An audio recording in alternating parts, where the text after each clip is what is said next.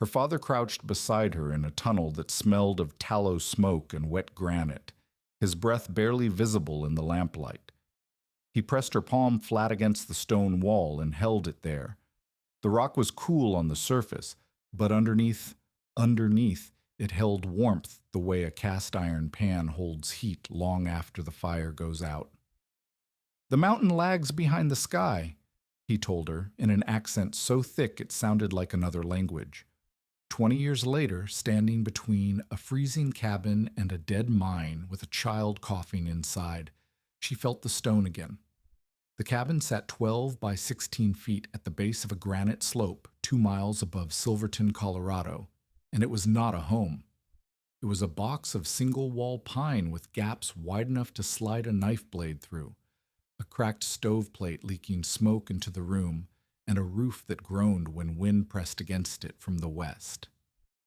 Anis Carbis had lived in it for 3 years. She had never lived in it alone. Jory was 2 months dead. A timber set in a side drift of the Dorado Tunnel had buckled in August, and the men who pulled him out said he looked surprised, as though the mountain had broken a promise. The mine company sent a man with a ledger. He did not offer sympathy. He showed Anis the account: flour, nails, coal oil, blasting caps charged against Jory's wages. The balance owed was $72.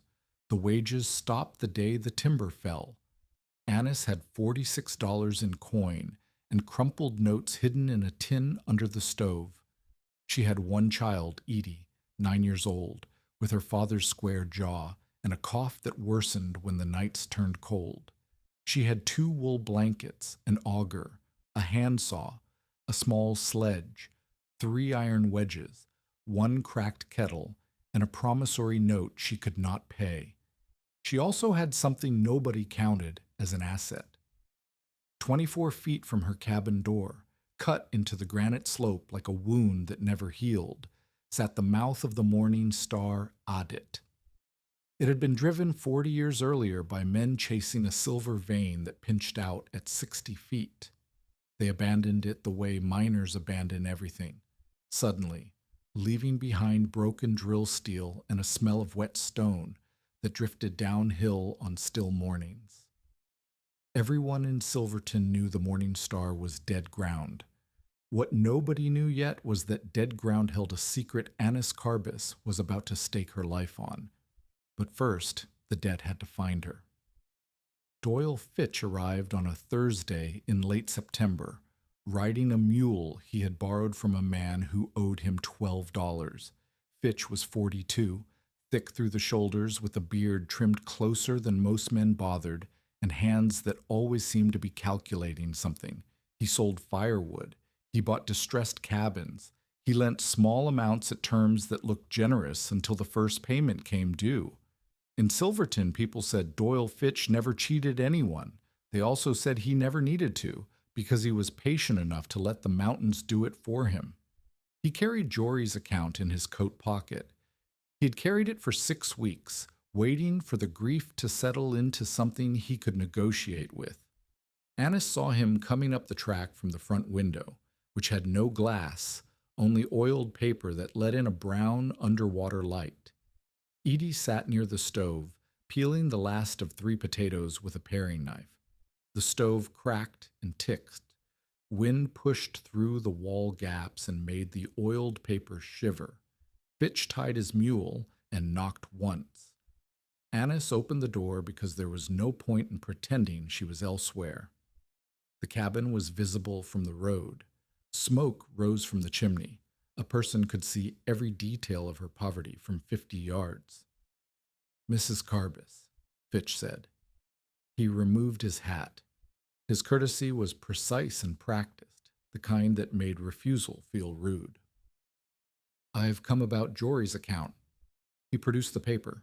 Anis looked at it the way she would look at a snake on her doorstep, not surprised, but measuring the distance. $72. Jory's signature at the bottom, slanted hard to the right the way he always wrote when he was tired. "I know what it says," Anis told him. "Then you know I've been patient." Fitch folded the paper and tucked it away. I don't press widows, Mrs. Carby's, but winter presses everyone. I can offer you terms. The terms were simple. She could pay in full by spring thaw, or she could sign the cabin and its parcel over to Fitch for $12 cash and forgiveness of half the debt. The remaining $36 would follow her wherever she went, payable at $1 a month from whatever laundry work she found in town. $12 for a cabin and parcel, Honest said. $12 for a shack with no glass and a broken stove, Fitch corrected. The parcel is rock. Nobody's running cattle on a granite slope. He glanced toward the morning star. And an empty hole in the ground doesn't add value. Behind Annis, Edie coughed twice and went silent. The sound was thin and dry, the kind that lived in a child's chest when the air inside a house was colder than the air inside a mine. I'll pay the 72, Annis said. Fitch studied her. Whatever he saw, the set of her jaw, the absence of anything resembling $72, he let it pass without argument. By spring thaw, he said. After that, I'll file. He left. The mule's hooves clicked on frozen mud. Anna stood in the doorway and watched him descend toward the road, and then she looked at the morning star's black mouth exhaling its thin stream of vapor into the September air, and she thought about nothing. She was not ready to think yet. Thinking was a luxury that came after counting. She counted. $46 against $72 owed, $26 short, and that was before winter took its cut. Flour cost $3.50 a sack. Coal oil was $1.10 a gallon. Salt pork, dried beans, coffee. She could survive on $20 of food through April if she ate little and Edie ate enough. That left $26. The debt was $72. The math was a wall she could not climb. But the debt was not the thing that would kill her. The cold was. Captain Abel Murch arrived 2 days later, uninvited, the way authority arrives everywhere, as though its presence were a favor. He was 56, lean as a fence rail, with a white mustache stained yellow from pipe smoke, and a voice that carried the weight of 30 years underground. Murch had survived 2 cave-ins, an avalanche that buried 6 men on Mineral Creek, and a winter in '79 that froze the water pipes solid from November to March. He was not cruel, he was factual, and his facts were worse than cruelty. He walked the property without asking permission. Annis watched from the doorway with her arms crossed. Edie watched from behind her mother's hip, one eye visible, the other hidden. Murch looked at the woodpile first. He stood over it, the way a doctor stands over a patient he already knows is dying. The pile was 4 feet wide, 3 feet high, and uneven. Green aspen, mostly, cut to stove length but not yet split, bark still damp with sap. 1 cord and a quarter, if she was generous in her reckoning. He looked at the cabin walls. He pressed his thumb against a gap between 2 boards and pushed. Daylight appeared on the other side. He looked at the stovepipe where it entered the roof. The seal was pitch and clay, crumbling.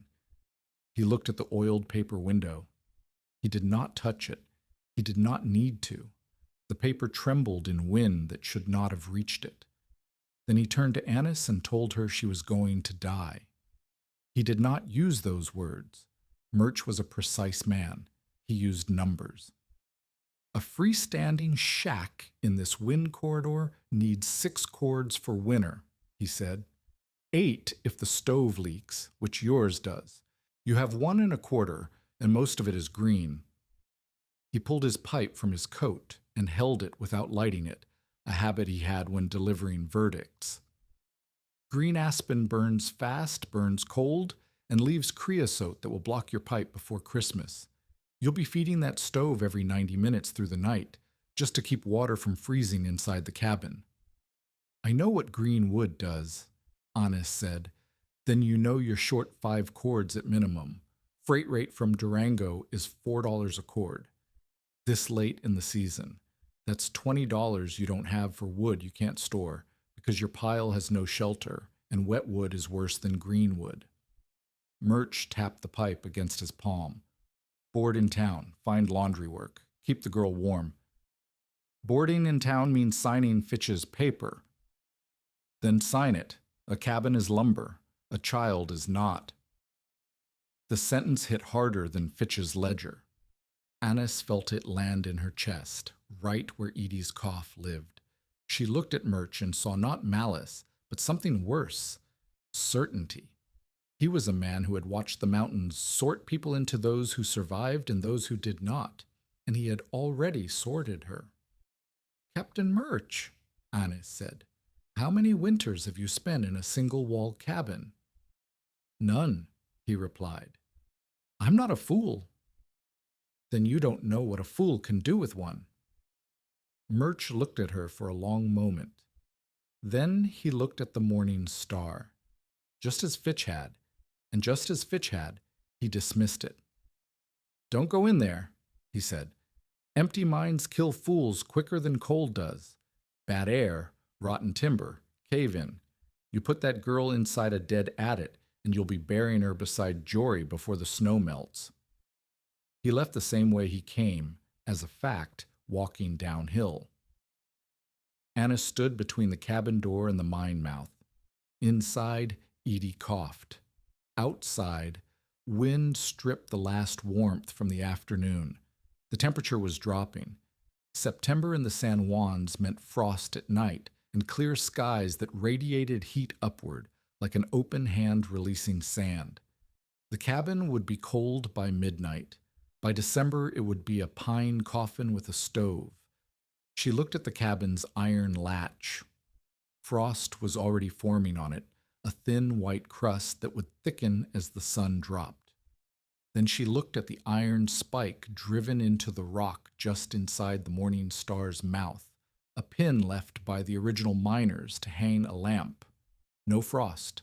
The metal was dark and dry.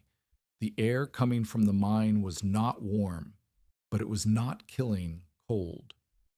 And that difference, the distance between iron that frosted and iron that did not, was the width of the idea that would either save her or prove Captain Murch right. 3 days later, Annis walked into the Morning Star alone. She told Edie to stay inside and keep the stove fed. She took the candle stub from the shelf, the one good match from the tin, a length of twine, and the pry bar Jory had left leaning against the woodpile. The pry bar was not a weapon. It was a way to test ground before stepping on it. The adit mouth was 6 feet wide and 5 feet 8 inches tall, cut square by men who knew what they were doing. The first 10 feet were shored with timber that had dried and cracked but still held. After that, naked rock. The silver vein had run through hard granite, and the miners had followed it without needing to shore because the mountain held itself up. Outside, wind scoured her face with ice crystals that felt like sand. She stepped inside. At 5 paces, the wind stopped. At 10, her breath stopped showing. The air was still and damp, carrying the mineral smell of wet stone and old iron, the same smell she had known since she was 4 years old, following her father into Cornish tunnels where men spoke in whispers because loud voices felt like blasphemy against the rock. She lit the candle and held it low, the way her father had taught her. Brannock Penhale had been a tributor in the tin mines near Redruth, a man who measured his life in fathoms below grass and who trusted stone more than he trusted weather. "Hold the flame at your knee," he told her once, crouching beside her in a crosscut that smelled of tallow and sweat. "If it leans toward you, the air is pulling from behind, and the way ahead is open. If it leans away, the air ahead is dead, and you go back." The flame leaned toward her. The air was pulling deeper into the mountain.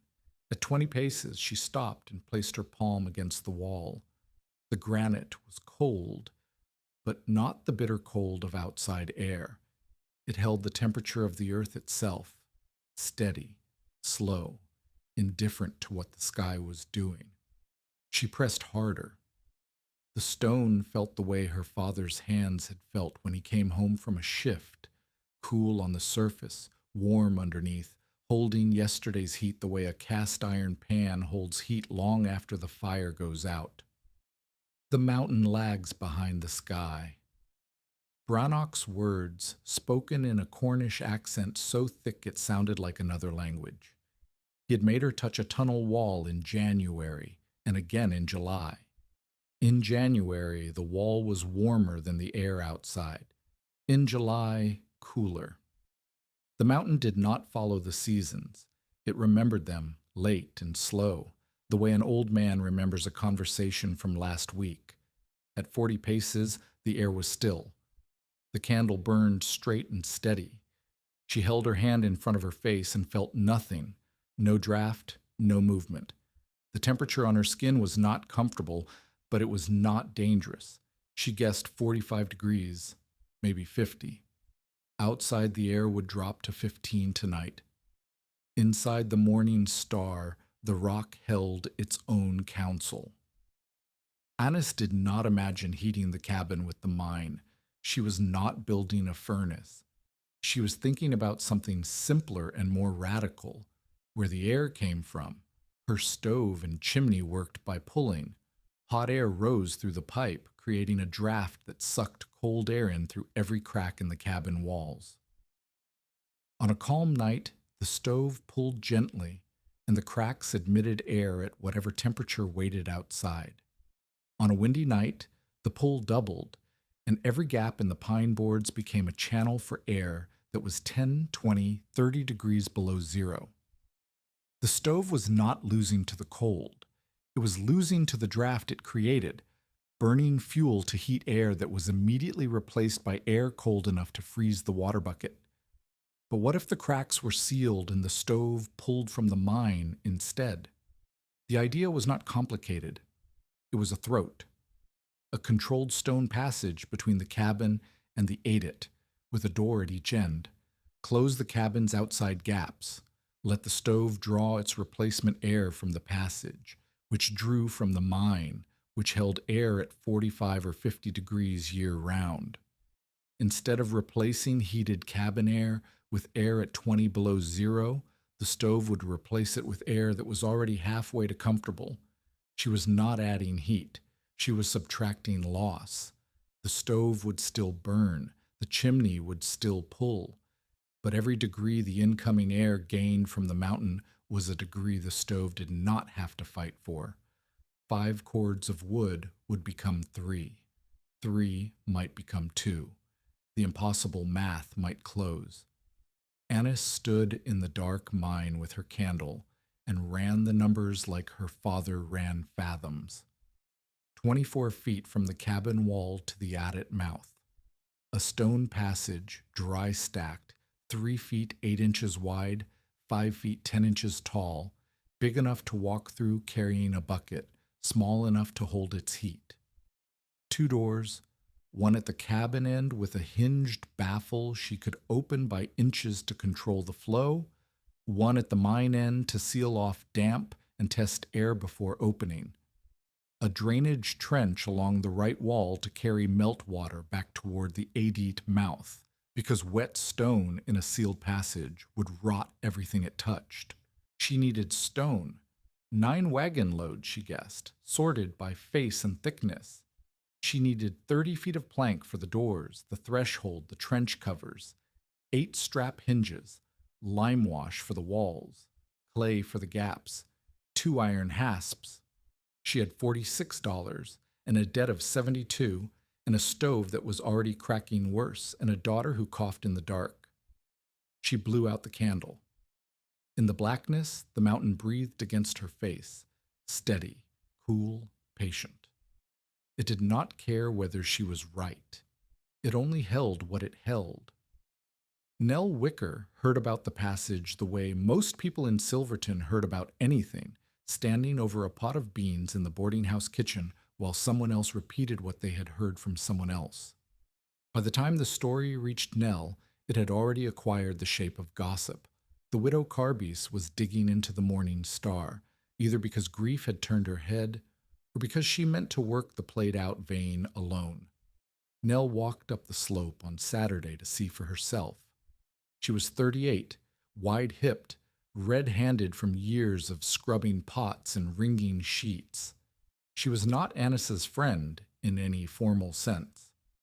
She was the woman who had brought a pot of elk stew the week after Jory died and who had not asked to be thanked for it. In a mining camp, that was friendship enough. She found Annis sorting stones. The ground below the morning star was littered with granite fragments, blast waste, and spall from the original digging scattered across 40 years of weather. Annis had cleared a strip 20 feet long and was separating the stones into piles, flat faces to the left, rough faces to the right, small fill stones in a mound behind her. Her hands were red and scraped. Her breath came in clouds. "People are saying you've gone mad," Nell said without greeting. "People say a lot of things." Annis picked up a stone the size of a bread loaf, turned it, set it in the flat pile. "They're saying you're opening the mine." "I'm not opening the mine. I'm building a passage." "Into the mine." "From the mine. There's a difference." Nell looked at the sorted stones, then at the adit mouth, then at the cabin. She was a practical woman, and practical women did not waste time pretending they did not understand things. She understood enough to be frightened. "Annis, that hole has been empty for 40 years. You put a hallway into it and you'll bring damp air into the house. You'll bring rats. You'll bring whatever gas is sitting in there collecting itself." Edie already coughs. This was the objection that mattered. Not Fitch's greed, not Murch's authority, but a woman who cared about her daughter asking the question any sane person would ask. Why would you open a hole into a mountain when everyone else boards theirs shut? Annis had already thought about the damp.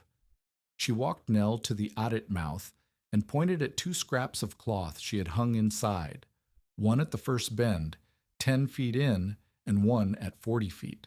Both had been hanging for 2 nights. "Feel the one at the bend," Annis said.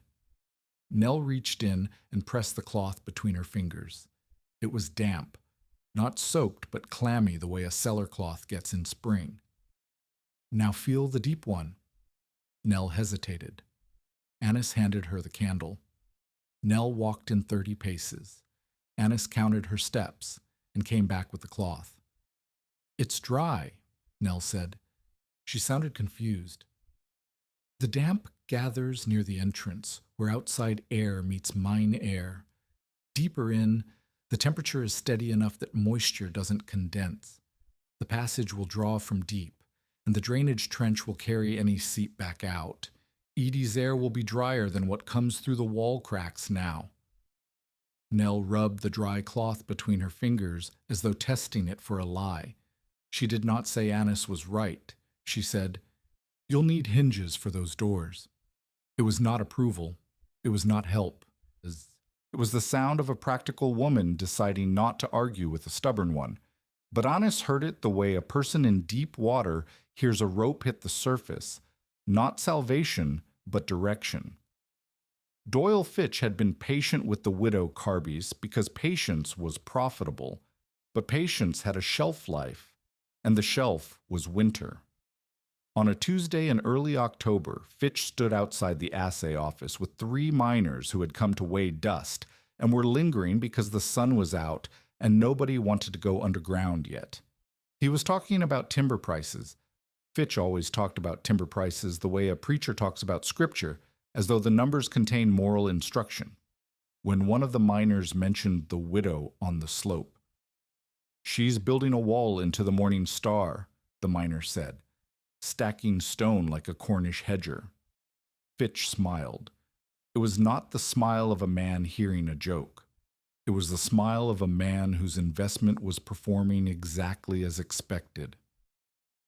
She's building a hallway for ghosts, he said. The phrase was perfect. It was short, it was visual, and it was cruel in a way that sounded almost affectionate. By sundown, it had reached the mercantile, the livery, the boarding house, and the schoolroom. By the end of the week, boys were daring each other to run up the slope, touch the adit mouth, and run back without the ghost catching them. Someone left a dead rat on Annis's step, not necessarily Fitch's doing, but the kind of thing that happens when a community decides someone is a target. Nell heard women in the mercantile say that Annis was risking Edie's life because grief had turned her head. Nell said nothing in the store. She saved her anger for the walk home, muttering into her collar with a fury that warmed her better than any stove. The mockery would have been bearable if it were only words. But Fitch was not merely laughing. He was waiting. The cabin and its parcel sat on a slope that bordered the road from Silverton to the upper mines. If Fitch controlled that parcel, he could store cut timber near the road without paying the haulage that currently ate his margins. Annis's failure was not an abstraction to him. It was real estate. He came back in the second week of October with an offer that was worse than the first. Annis was fitting a foundation stone when she saw him climbing the track. She set down the stone and stood. Her hands were bleeding in two places where granite had torn skin. She did not wipe them. "Mrs. Carbis," Fitch said, surveying the work. The foundation was 8 feet long, 2 feet high on the downhill side, and already leaning slightly because she had laid it on ground that was not yet frozen, but would be soon. "I see you've been busy." "I see you've been talking." Fitch acknowledged this with a tilt of his head. "People talk. It's a small town, and you're doing a strange thing. I'm building a passage into a dead mine with no mason, no mortar, and no money." He produced a second paper from his coat, though this one he did not show her. He held it the way a card player holds a hand, visible enough to prove it existed, hidden enough to maintain power. "I've had the claim checked. The Morning Star's mineral rights are clouded, but the surface parcel is attached to your lot. If you default on Jory's debt, the parcel comes with the cabin." "I won't default." "You owe $72 and winter hasn't started. How do you propose to pay?" "That's not your concern until spring." Fitch stepped closer. Not threatening, calculating. He looked at the sorted stones, the shallow trench she had started, the marks she had scratched on a flat rock to track measurements. He was smart enough to see she was building something deliberate. He was not smart enough to understand what it was. "I'll take the problem off your hands," he said. $12 cash, forgiveness of half the debt.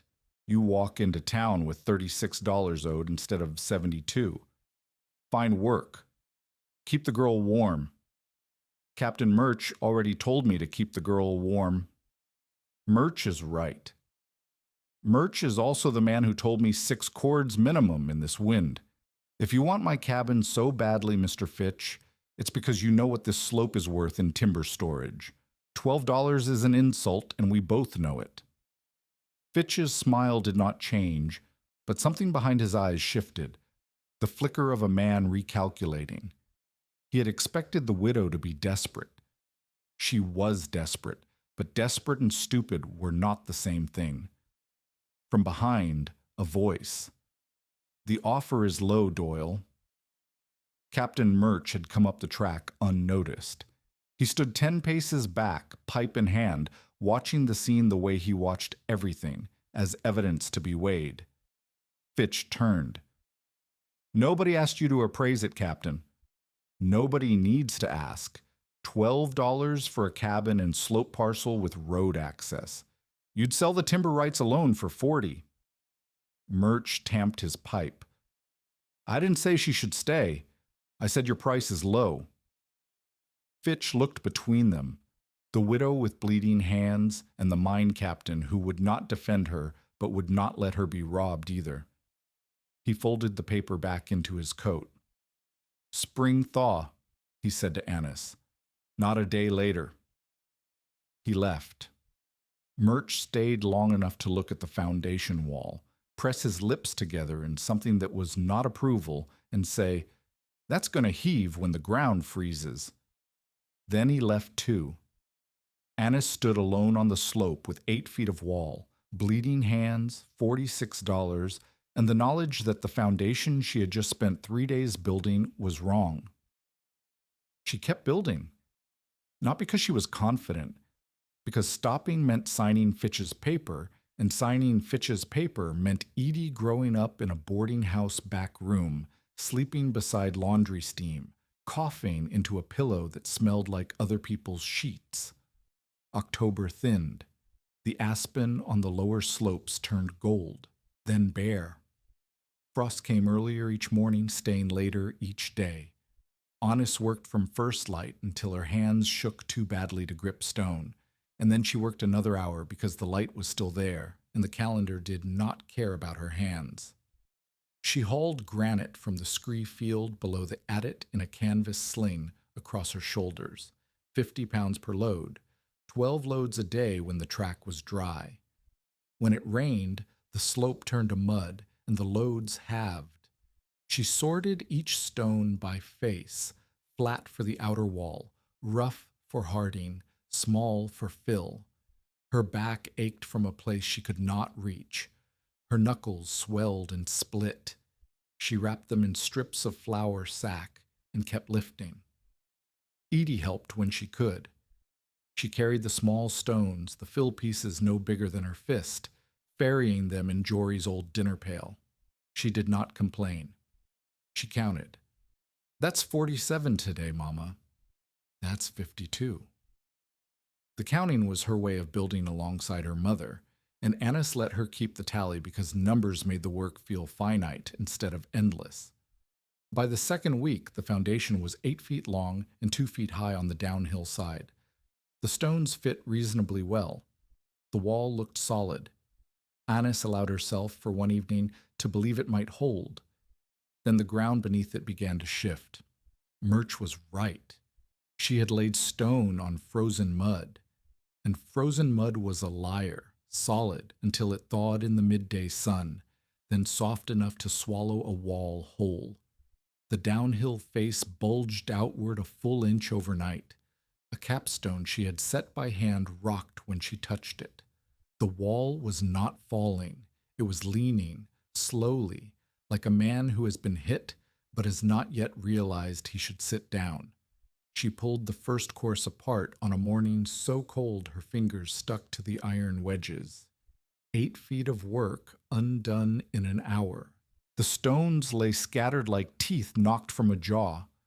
Her hands bled where the cold, cracked skin reopened.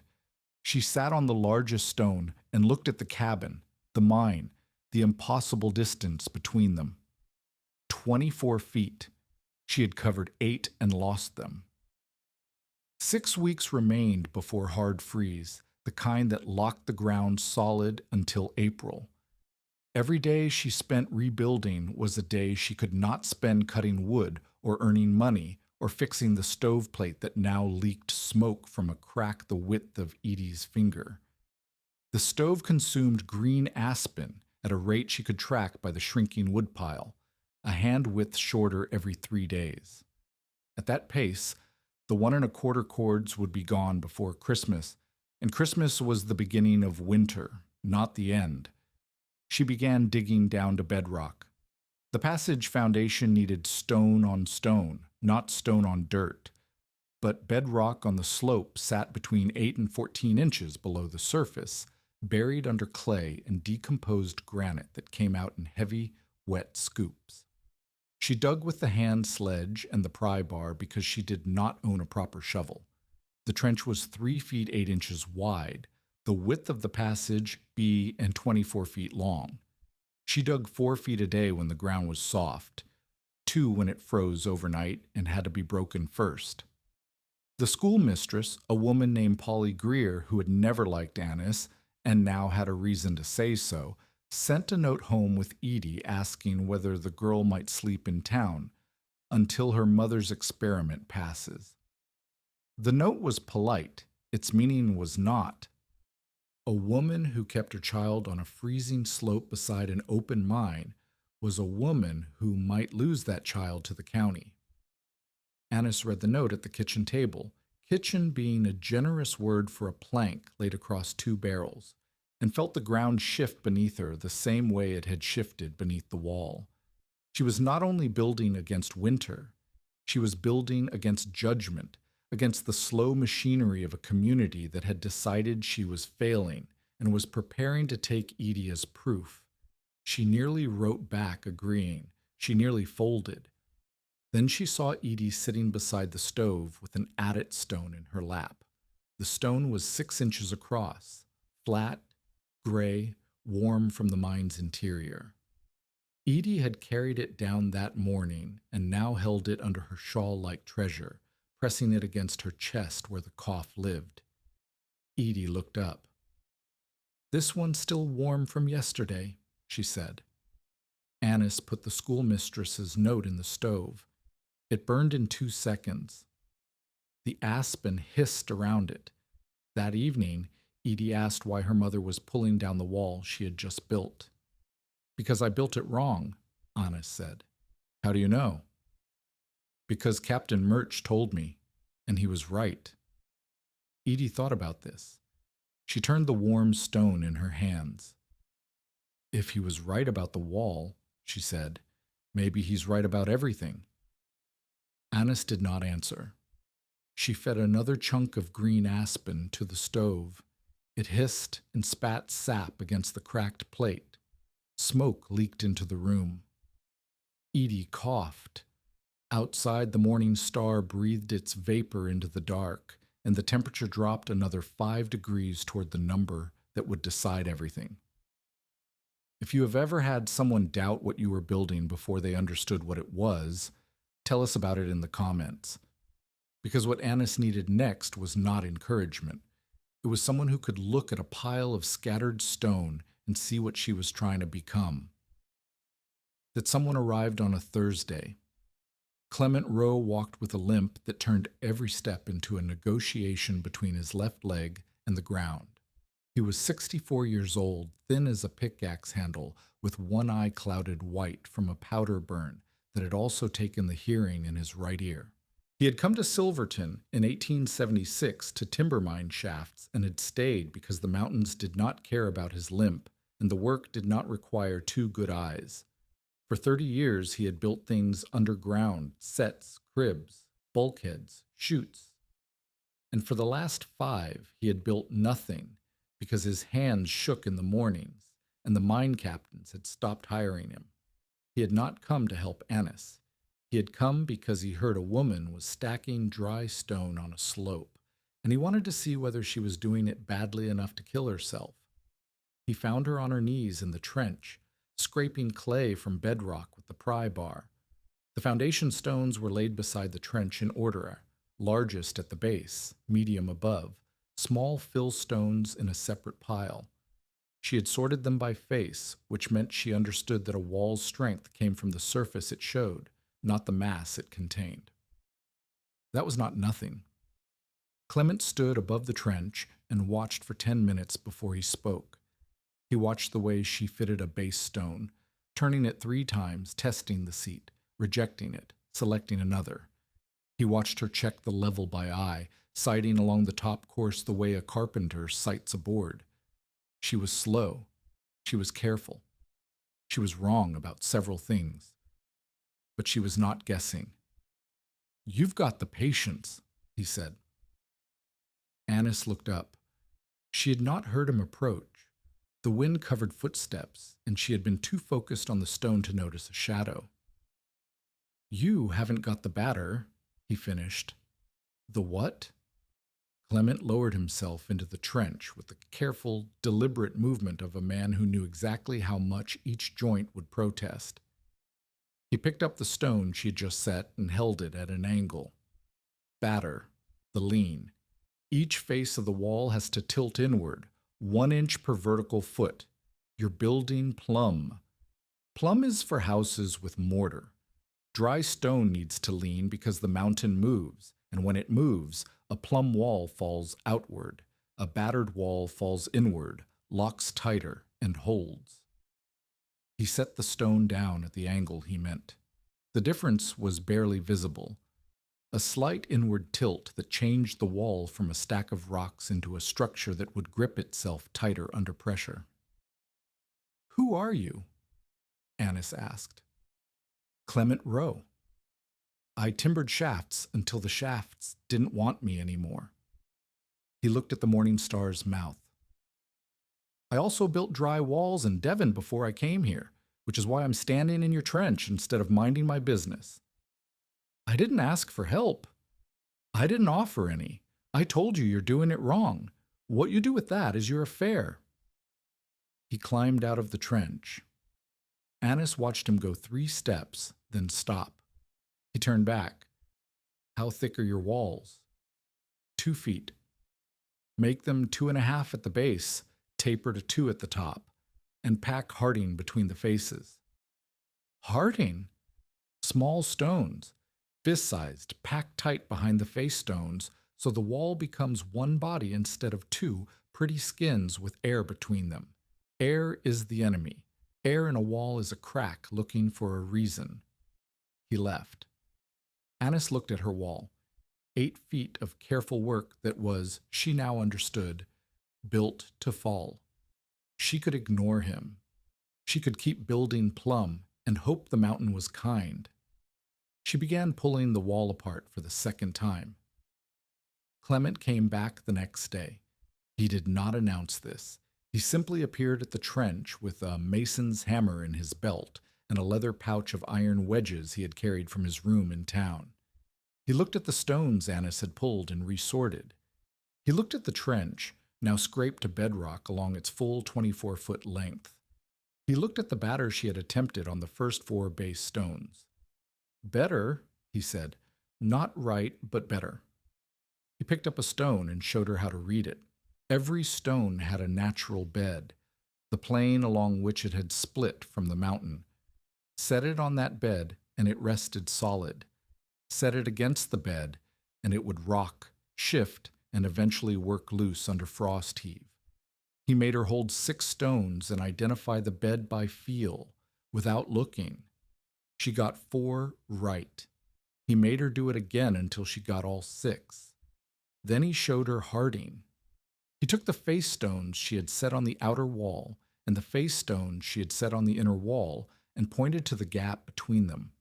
8 inches of space filled with nothing but cold air and ambition. He picked up fist-sized fragments and began packing them into the gap, wedging each one tight against its neighbors, tamping with the hammer handle until the fill was dense enough that he could stand on the wall without feeling movement. "A wall is not 2 walls with a gap," he said. "A wall is one thing. The faces hold the shape. The harding holds the faces. Take away either and you have a pile." They worked side by side for 3 hours that first full day. Clement could not lift the heavy base stones anymore. His back would not allow it, and his hands trembled when he gripped anything over 40 pounds. But he could place, fit, read grain, judge batter, and teach. Annis could lift, haul, carry, and learn. Between them they laid 6 feet of proper wall by sunset. Annis offered him supper. The supper was boiled beans with salt pork and half a biscuit each. Edie watched Clement eat with the frank curiosity of a child who had not seen a stranger at their table in 2 months. "Why are you helping us?" Edie asked. Clement looked at the girl, then at Annis, then at the wall visible through the open door. "Your mother sorted those stones by face and thickness before I ever came up here," he said. "Most men dump a load and start stacking. She looked at each one first. That's not something I can teach. That's something she already had." It was not charity. It was recognition. Clement had spent 30 years watching men build things underground, and he knew the difference between a person who followed instructions and a person who understood materials. Anis understood stone the way her father had understood it, not as a dead weight, but as a substance with grain, bed, memory, and preference. Clement did not pity her. He respected her, and he responded to that respect with the only currency he had left, knowledge. The days shortened. The wall grew. Clement taught in sequence, each lesson building on the last, each lesson delivered through action rather than lecture. The third lesson was drainage. He walked the passage line from cabin wall to adit mouth and pointed at the ground. "Water is coming," he said. "Spring melt, rain blow in, condensation from the temperature change at the mine end. If it pools in the passage, it freezes, expands, and cracks your wall from inside. If it runs into the cabin, you're sleeping in a creek." The solution was a shallow trench along the right wall, sloped 1 inch in every 8 feet toward a gravel throat at the adit mouth. The slope was so slight that Anis could not see it by eye. Clement showed her how to check it with a bucket of water. Pour at the cabin end and watch it crawl, barely visible toward the mine. If it pooled anywhere, that section needed to be regraded. She dug the drainage trench in 2 days. Her hands, which had begun to heal, split open again where the pry bar handle rubbed against half-formed scabs. She wrapped them in flour sack and kept digging. Edie brought water from the creek and poured it at the high end. They watched it run. It pooled at 14 feet. Anis redug. It ran clean. The fourth lesson was air testing. Clement took Anis into the Morning Star with a candle, a lamp, and a strip of wool tied to a stick. He held the candle at knee height and watched the flame. He held the lamp at chest height and watched the smoke. He hung the wool strip at the threshold between passage and mine and watched it move. "The candle tells you if air is pulling," he said. "The smoke tells you which direction. The wool tells you how fast. Before you open the mine end door on any morning, you check all 3. If the candle gutter's low, you close the door and wait. If the smoke rolls back toward you instead of pulling in, you close the door and vent through the cabin chimney for an hour. If the wool hangs dead, you do not enter."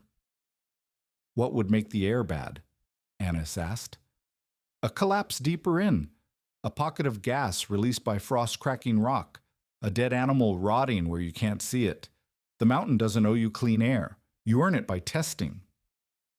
Clement did not pretend the mine was safe. He acknowledged every danger Captain Murch had listed. Bad air, rotten timber, cave-in, damp. And then he showed Anis how to detect each one before it killed her. The difference between Clement and Murch was not that one was right and the other wrong. Both were right. Murch's solution was to stay out. Clement's solution was to go in with knowledge. November arrived like a creditor. The first hard frost locked the ground to a depth of 4 inches. Puddles became iron. The creek running past the lower slope skinned over with ice that cracked under Edie's boots like breaking glass. The wall was 14 feet long. 10 feet remained. Anis calculated time the way she calculated stone, by weight, by face, by what the material could bear. At 3 feet per day in good weather, she needed 3.5 days. But good weather in November was a rumor, not a promise.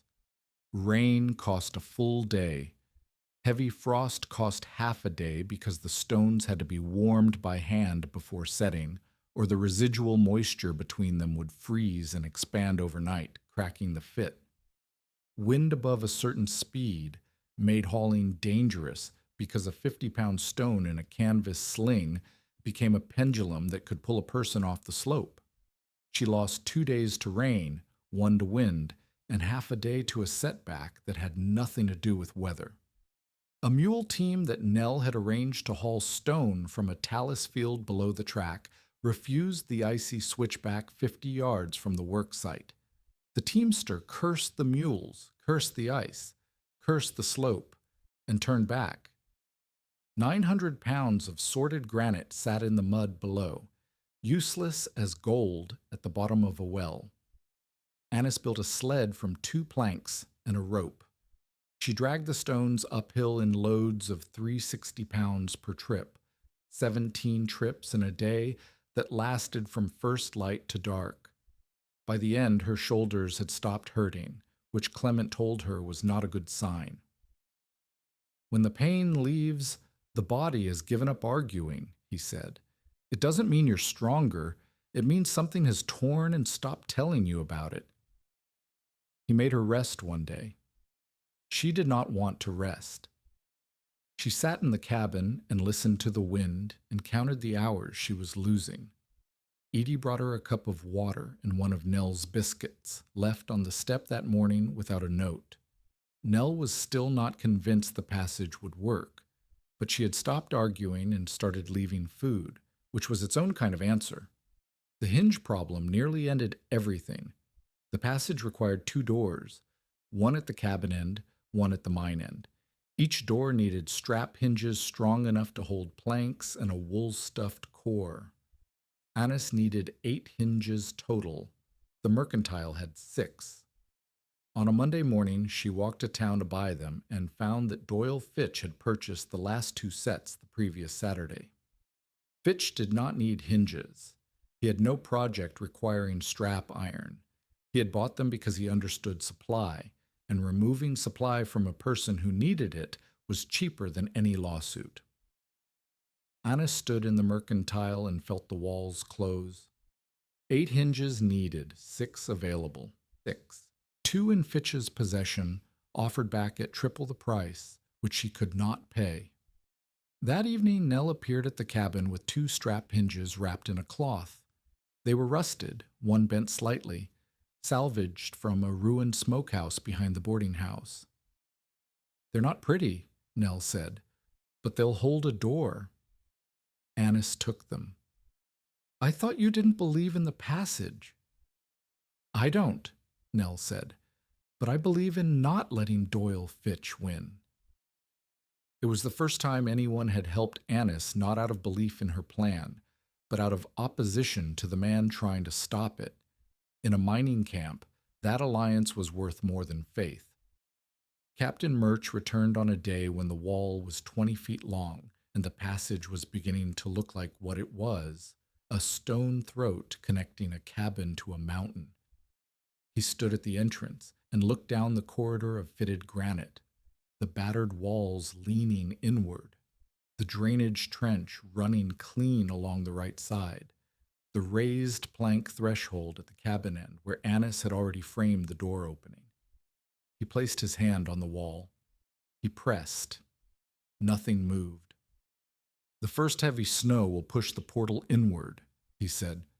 "The adit mouth concentrates drift. You'll get 4 feet of packed snow against that opening, and the weight will bow the wall at the transition." Clement, who was sitting on a stone with his hammer across his knees, said, "He's right." Annis looked at Clement. She had expected him to argue. He did not. "He's right unless you build wing walls," Clement continued. "A buttress on each side of the portal, 3 feet out, angled to deflect drift. 2 days of work, maybe 3. Annis looked at the sky.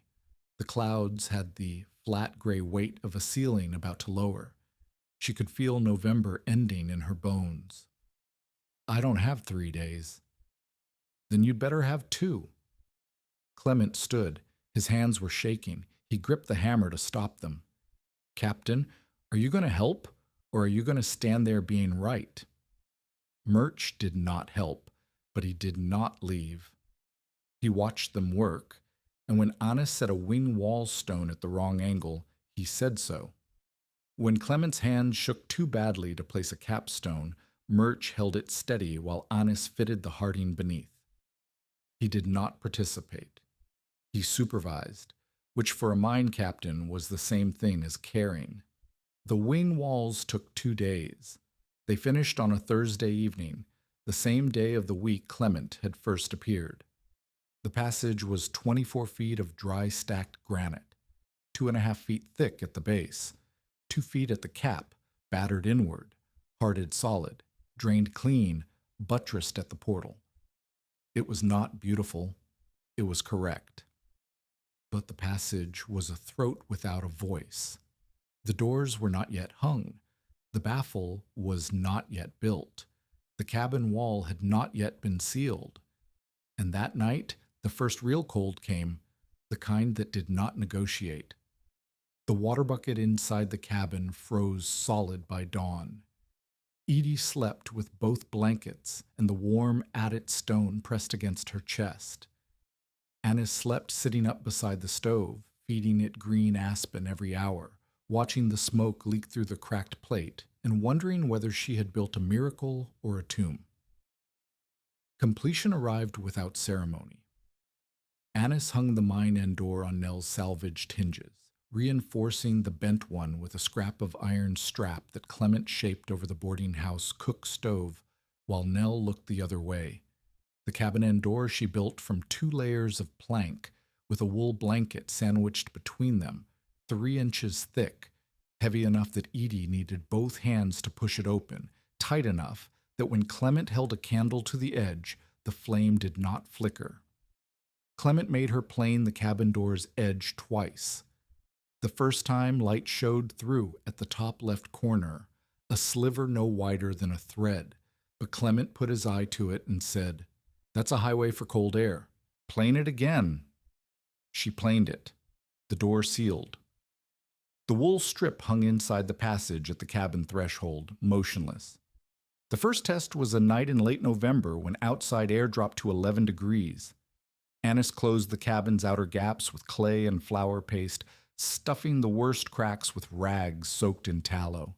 She damped the stove to a low burn, barely enough to keep coals alive. The cabin temperature, measured by a thermometer Clement had borrowed from the assay office, fell to 31 degrees by midnight with both passage doors closed.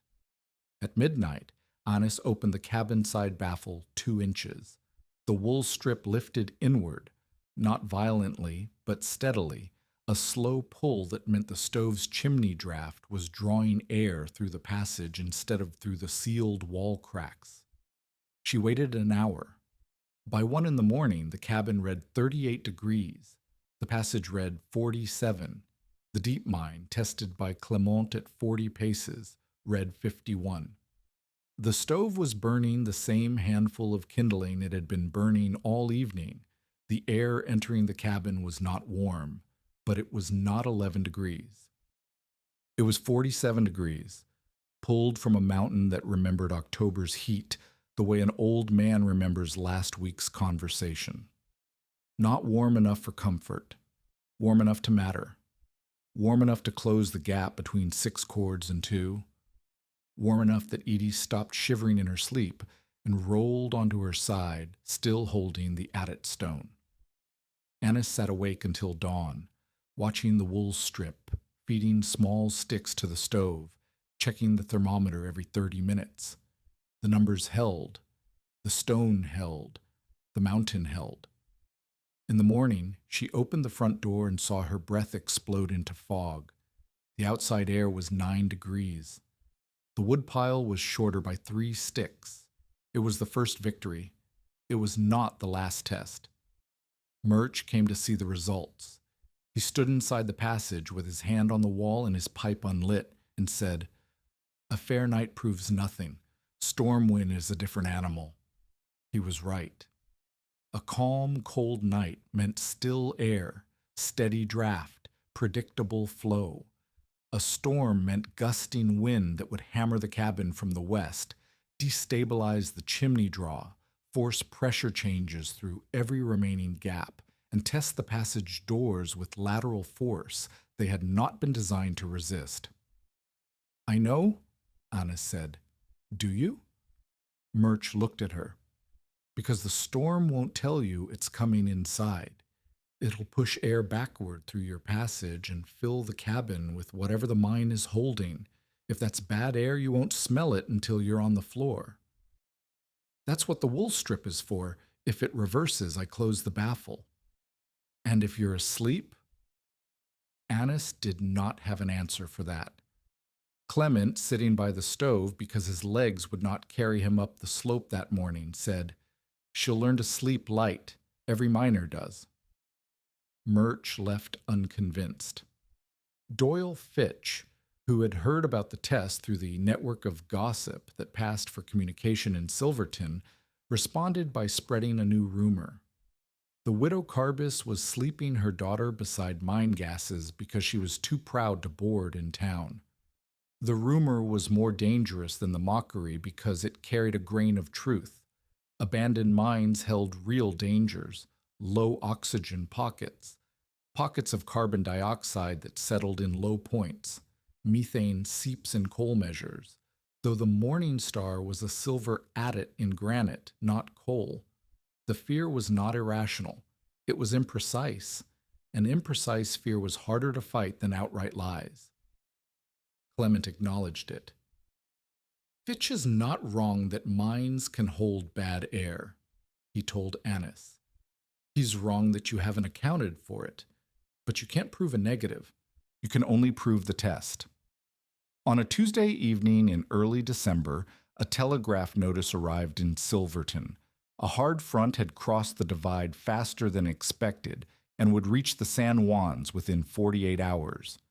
The notice traveled from the telegraph office to the assay office to the mercantile to the livery in less than an hour. Men who had spent autumn laughing at the widow Carbis now hurried to buy wood. Fitch's yard sold 4 cords before noon. By evening, it was nearly empty. The price of the last cord climbed to $6, then $7. A teamster from Durango charged $9 for emergency delivery that might not arrive before the front. Annis had 1 1/4 cords of green aspen, the same amount she had started with minus what the stove had eaten. She also had a stone passage, 2 sealed doors, a drainage trench, and a mountain that held 51 degrees at 40 paces. On Wednesday, Clement did not come to the cabin. Annis walked to his room in town and found him sitting on his bed with his hands pressed flat against his knees to stop the shaking. His face was the color of old newsprint. He had coughed blood into a cloth that he tried to hide under the pillow. "I'm fine," he said. "You are not fine." "I'm fine enough." He stood, slowly, gripping the bed frame. "The portal brace needs checking before the wind. If the wing wall settles unevenly, the brace will torque, and the mine end door won't seal. I'll check it." "You don't know what to look for." "Then tell me what to look for." He told her. A gap wider than a finger between the brace timber and the portal stone meant the wall had shifted. A crack in the lintel meant frost had entered the capstone. A change in the sound when she knocked the brace, hollow instead of solid, meant the hearting behind it had loosened. Annis listened the way she always listened to Clement, with her whole body, as though the words were stones she was learning to read by feel. She left him in town. She did not know it was the last time she would see him standing. The morning the storm came, the sky was a lie. January 12th broke soft and pale, the kind of winter morning that made people leave their coats unbuttoned and their doors cracked open. Snow that had packed against the cabin wall overnight softened and slid to the ground in wet sheets. Edie stood in the doorway and squinted at the light. "Is it spring?" she asked. "No," Annis said. She was watching the barometer, a glass tube filled with water that Clement had rigged to a board on the wall. The water was dropping. In Annis's experience, a dropping glass on a warm winter day meant the sky was lying, and the truth was 12 hours behind it. By noon, the warmth was aggressive. Snowmelt ran down the slope in channels that turned the path to mud. Men in Silverton walked in shirt sleeves. Someone opened the saloon doors wide and let the air through. The soft weather felt like a gift, and gifts in the San Juans were always followed by a bill. The bill arrived at 3 in the afternoon, The sky went from pale to iron in 40 minutes. The temperature, which had climbed to the mid-30s by noon, began falling at a rate Annis could feel on her skin, not gradual cooling, but a plunge, as though someone had opened a door at the top of the world and let the Arctic pour through. By 4 o'clock, the thermometer outside the cabin read 19 degrees and dropping. By 5, it read 11. The wind came from the northwest, hard and steady, carrying ice crystals that struck the cabin wall like gravel thrown by hand. Annis moved through Clement's sequence. She had rehearsed it in her mind every night since the first test, the way her father had rehearsed evacuation routes until they lived in his muscles, not his memory. First, seal the cabin's remaining gaps. She pressed clay into the window frame, stuffed rags into the floor gaps where the boards had shrunk, and closed the front door with the iron hasp Clement had mounted the week before. Second, open the stove damper fully and let the chimney draw build.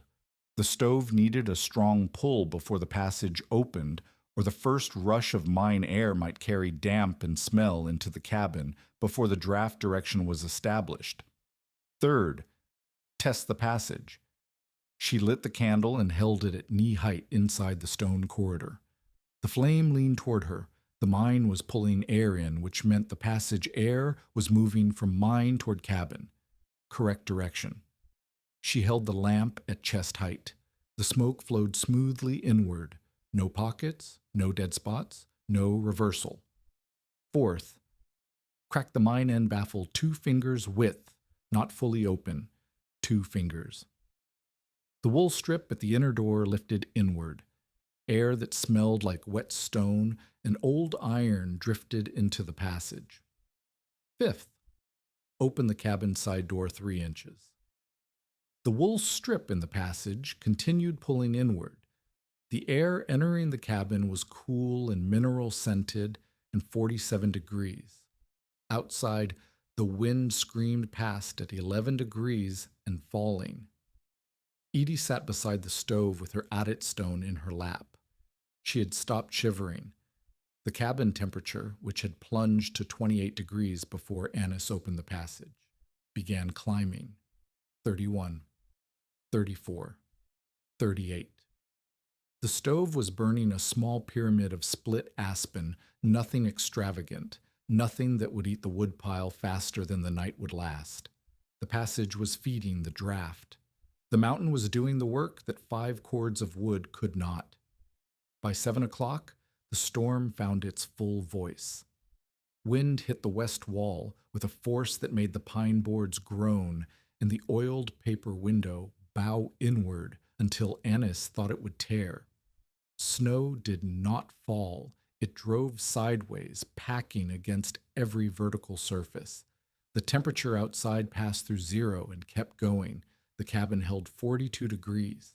Then someone pounded on the door. Nell stood in the dark with her youngest son, Ori, 6 years old, wrapped in a blanket that was already stiff with frost. The boarding house stovepipe had torn loose in the gust. Smoke had filled the main room. Nell had carried Ori through 200 yards of horizontal snow to the only house she knew would be warm. "His lips are blue," she said. Annis pulled them inside. The door opened and the pressure balance shifted. Cold air roared in. The passage draft guttered. The wool strip at the threshold went limp for 3 seconds. Annis slammed the door, shot the hasp, and watched the strip. It trembled. Then it lifted inward again. The system recovered. But 3 seconds of dead draft had cooled the cabin by 2 degrees, and Ori was shaking against his mother's chest. Annis wrapped the boy in both blankets and set him beside the stove with Edie. She fed the stove a double handful of split aspen, more than she wanted to burn, less than fear demanded. The temperature climbed back. 40, 42, 44. If you're still with this story, stay, because the next hour decides whether the passage is shelter or trap. At 9 o'clock, the wind shifted. It had been driving from the northwest.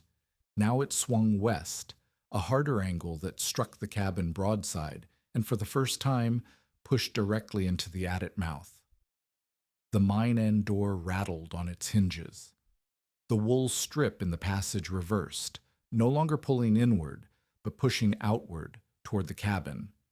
The air changed. Instead of the clean mineral smell of deep stone, a whiff of something stale, old, dead, trapped air from a pocket deeper in the mine that the wind change had disturbed. Annis smelled it before she saw the candle gutter.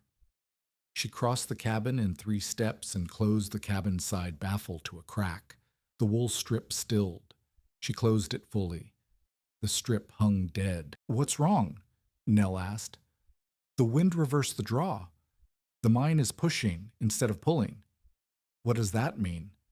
"It means I close the passage until the wind shifts back." The cabin, sealed now from both the outside and the passage, held its heat for 40 minutes. Then it began to fall. 44, 42, 40. The stove consumed wood faster, with the draft pulling only from the chimney's natural draw through sealed cracks, small trickles of killing cold air that found their way in despite the clay and rags. At this burn rate, the wood pile would last 3 days. The storm could last 4. Annis had to reopen the passage, but the passage was pushing bad air. She thought about Clement. She thought about what he would do. And then she realized she already knew because he had told her. "If the wool hangs dead, you do not enter." But he had also said, "Vent through the cabin chimney for an hour?" The chimney could pull bad air through the passage and up the flue, using the stove's draft to flush the corridor before reopening the baffle. She opened the mine end door a crack. She left the cabin side door closed. She opened the stove damper fully and let the chimney pull. The passage became a ventilation shaft, mine air drawn through the stone corridor and up through the stovepipe, exhausted into the storm above. She waited 30 minutes. She lit the candle. The flame burned steady. No gutter, no lean. She opened the cabin side baffle 1 inch. The wool strip lifted inward. The mineral smell returned, clean. Outside, the storm peaked. Inside, the cabin held 46 degrees. At midnight, she heard a sound under the wind. A thudding, irregular, not mechanical.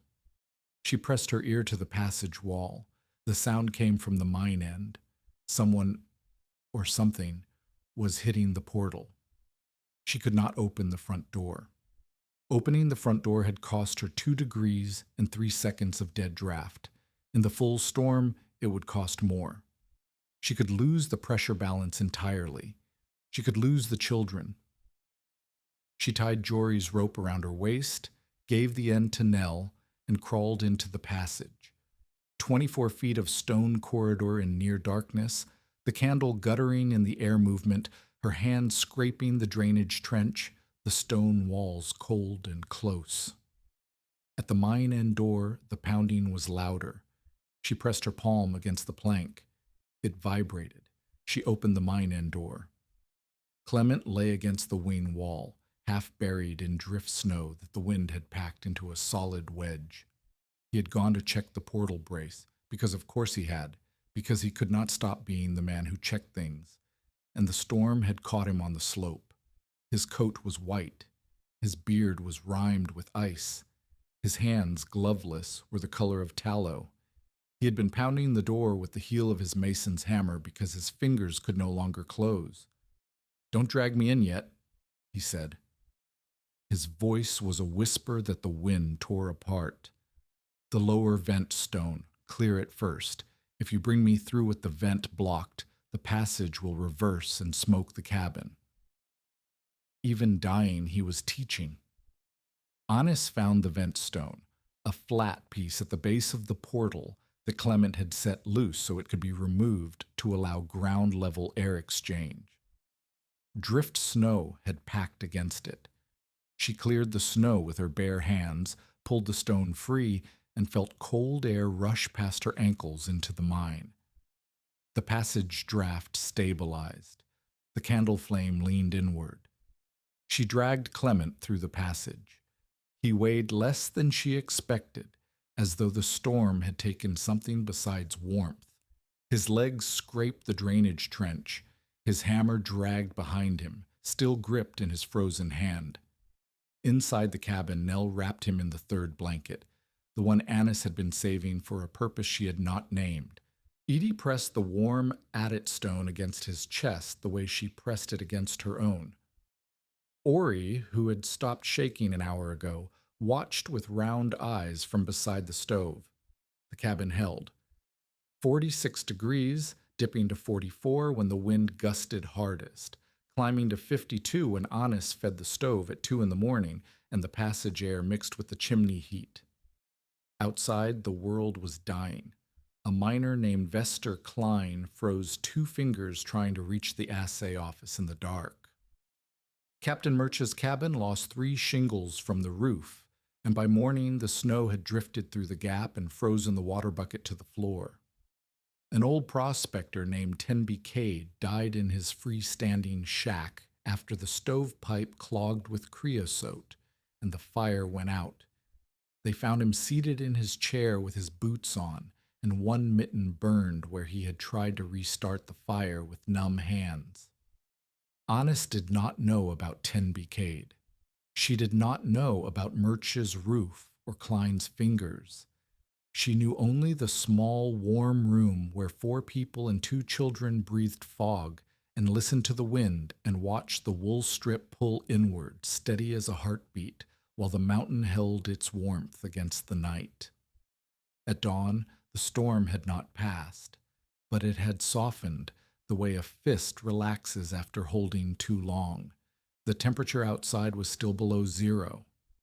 The cabin held 48 degrees. The woodpile was shorter by less than an armload. Edie was asleep. Ori was asleep. Clement was awake, staring at the passage door with his hammer resting on his chest. Someone knocked at the front door. Annis opened it. Doyle Fitch stood on the step, frostbitten across both cheeks, his hat gone, his coat dusted with ice. Under his coat, pressed against his body for warmth, he carried his account book. He did not speak. He looked past Annis into the cabin, the steaming kettle, the sleeping children, the passage door with its wool strip lifting inward, and his face did something it had never done in her presence. It broke. "Come in," Annis said. She did not say it because she forgave him. She said it because a freezing man at a door is no longer an argument. He is a person. And the passage had been built for the living. The storm broke on a Saturday, not all at once. The wind loosened its grip in stages, the way a hand releases something it has held too long. By noon, the sky had torn open in patches, and the temperature climbed to single digits above 0, which felt, after 40 hours of killing cold, almost generous. Annis opened the front door and counted the damage. The woodpile had lost less than an armload. The cabin thermometer read 48 degrees. The passage walls were dry, the drainage trench running clear, the wool strip at the cabin threshold still lifting inward with the steady pull of air that had not stopped moving since she first opened the baffle. Clement was asleep on the floor beside the stove, breathing in shallow draws, his hands wrapped in strips of Nell's apron. Ori sat beside Edie, drawing letters in the ash dust on the hearth. Fitch sat in the corner with his account book on his knees, saying nothing. The crisis was over. What came next was harder. Captain Murch arrived on Monday. He came up the slope with a deliberate stride that Annis recognized, the walk of a man who expects to find wreckage and has already composed the lecture he will deliver over it. He had lost 3 shingles from his own roof. Snow had drifted through the gap, frozen the water bucket to his floor, and iced his mattress so thoroughly that he had slept the second night in a chair beside his stove, feeding it a third of a cord in 4 storm days. He did not knock.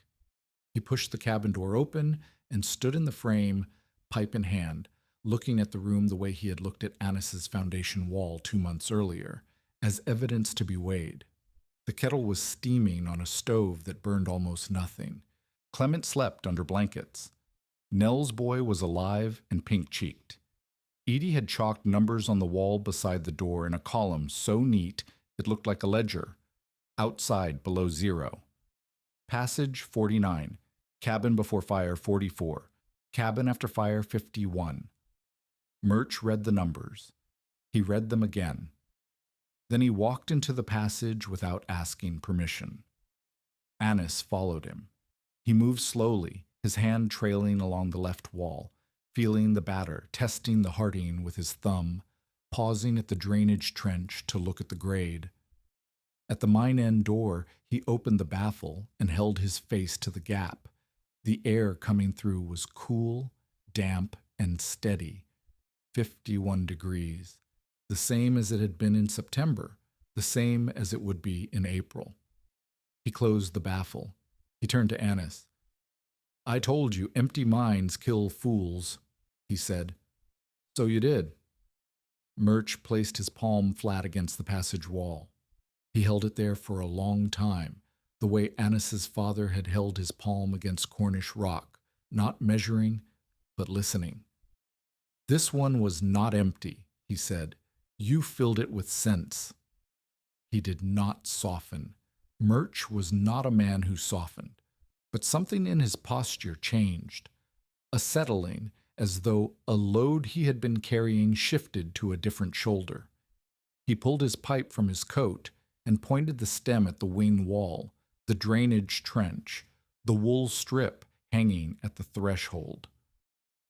"If others copy this badly, someone will die," he said. "I want to inspect every joint. Then I want to know your rules." It was not praise. It was recruitment. Murch had seen enough miners die from copied methods and half-learned techniques to know that a good idea badly executed was worse than no idea at all. He did not trust Annis's passage to save anyone. He trusted it enough to ensure that no one killed themselves trying to imitate it. Annis showed him everything: the batter, the hearting, the drainage grade, the vent stone at the portal, the candle test, the smoke test, the wool strip. She showed him the way Clement had shown her, through action, not lecture. She set a stone wrong and asked him to find the error. She reversed the wool strip with her hand and asked what it meant. She blocked the drainage trench with clay and asked how long before the wall cracked. Murch answered every question. He was, Annis realized, a man who had always understood the problem. He had simply believed the only solution was avoidance. Now he was adjusting his understanding the way a mason adjusts a battered wall, 1 degree at a time, inward, so the new knowledge locked tighter under pressure. Nell's conversion was quieter. She came on Tuesday with Ori, who was fully recovered and running ahead of her up the slope as though the storm had been an adventure rather than a near death. Nell carried a pot of elk stew, the same thing she had brought after Jory died, the same quiet gesture that substituted for words she could not say. She stood in the passage for a long time. She touched the walls. She ran her fingers along the drainage trench where a thin line of meltwater ran steady and clear toward the portal. She held the candle low and watched the flame lean. "I said you'd bring damp air into the house," Nell said. "I said it would rot your bedding and sicken Edie. You did. The bedding's dry. Edie's not coughing. Ori slept through a storm that killed Tenby Cade in his chair." Nell's voice caught on the name. Tenby Cade had eaten in her boarding house every Thursday for 3 years. She had served him stew the week before the storm. Now he was dead because his stovepipe clogged and nobody was there to clear it, and no passage fed him air that did not depend on a fire. Nell pressed her hand flat against the stone the way Murch had, the way Annis's father had, the way everyone eventually did when they stood inside the passage and felt the mountain's warmth through 2.5 feet of fitted granite. Her face changed. The skepticism did not vanish. Nell was too practical for vanishing, but it rearranged itself, making room for something new. "How is the boarding house?" Annis asked. "Cold. The pipes repaired, but we burned everything we had getting through. 3 cords in 4 days. Doyle's yard is empty. The next freight won't come for a week if the road clears, and I've got 9 boarders who paid through March." Nell pulled her hand from the wall. "I've got a root cellar under the kitchen. Stone walls dug into the hillside, 4 feet deep. It's not a mine, but it holds warmth the same way, doesn't it?" "It might. Depends on depth, drainage, and whether you can seal the cellar from the kitchen floor and control the air. A cellar that breathes into your kitchen without a door and a test strip could bring damp and worse." "Would you look at it?" Annis looked at Nell, the red hands, the tired face, the woman who had left hinges on her step without believing in what they would hold. "I'll look at it tomorrow," Annis said. Nell nodded. She set the stew on the stove. "I should have believed you sooner. You brought me hinges." That was enough. It was not a dramatic conversion. There was no speech, no tears, no moment of revelation. It was 2 women standing in a stone corridor, while elk stew warmed on a stove that burned almost nothing, acknowledging that the world had changed and they were both still in it. Over the following 2 weeks, the passage became a destination. People climbed the slope not to gawk, but to ask. They came singly and in pairs, stomping snow from their boots at the cabin door, standing in the passage with their hands on the walls, asking questions that were practical, not curious. Vester Klein, the miner who had frozen 2 fingers in the storm, asked how thick the walls needed to be for a shorter passage. His cabin sat against a hillside with a shallow prospect hole behind it. Not a proper adit, but possibly deep enough to temper air. A woman named Ilse Gerhardt, whose husband worked the sunny side, asked whether a stone vestibule on the windward side of a freestanding cabin could buffer the cold enough to matter, even without a mine connection. A man named Tolliver, who ran the assay office, asked whether a sealed stone room could keep documents from freezing, since his record books had iced shut twice that winter, and the ink cracked when it thawed. Annis answered each question specifically. She did not generalize. She did not promise. She walked to Klein's prospect hole on a Thursday morning, tested the air with a candle, measured the depth by pacing, and told him it might work. The hole was 12 feet deep, cut into decent granite, and the air pulled gently inward. But the opening faced east, which meant winter wind could reverse the draw. "You need a baffle wall at the entrance," she said. "Stone, not wood. 3 feet high, angled to block direct wind but allow air to circulate behind it. And you need 2 doors, not 1. If you build 1 door and it fails, you have no seal. 2 doors means the passage between them is a test chamber. You check the air there before you let it into the house." Klein wrote the specifications on the back of an ore assay slip. His 2 frostbitten fingers, still stiff and blackened at the tips, gripped the pencil awkwardly. He did not complain. A man who had nearly lost his hand to cold understood the value of what Annis was giving him. She told Ilse Gerhardt that a vestibule would help, but it was not the same as tempered air. "A vestibule is a windbreak," she said. "It stops the gust from hitting your door directly. That's worth doing, but it doesn't change the temperature of the air that enters. For that, you need mass, stone, earth, depth. You need the air to travel through something heavy and slow before it reaches you." Ilse nodded slowly. Her cabin sat on flat ground with no hillside behind it, no cellar, no prospect hole. A vestibule was all she could build. Annis designed it for her on a piece of bark, scratching the dimensions with a nail.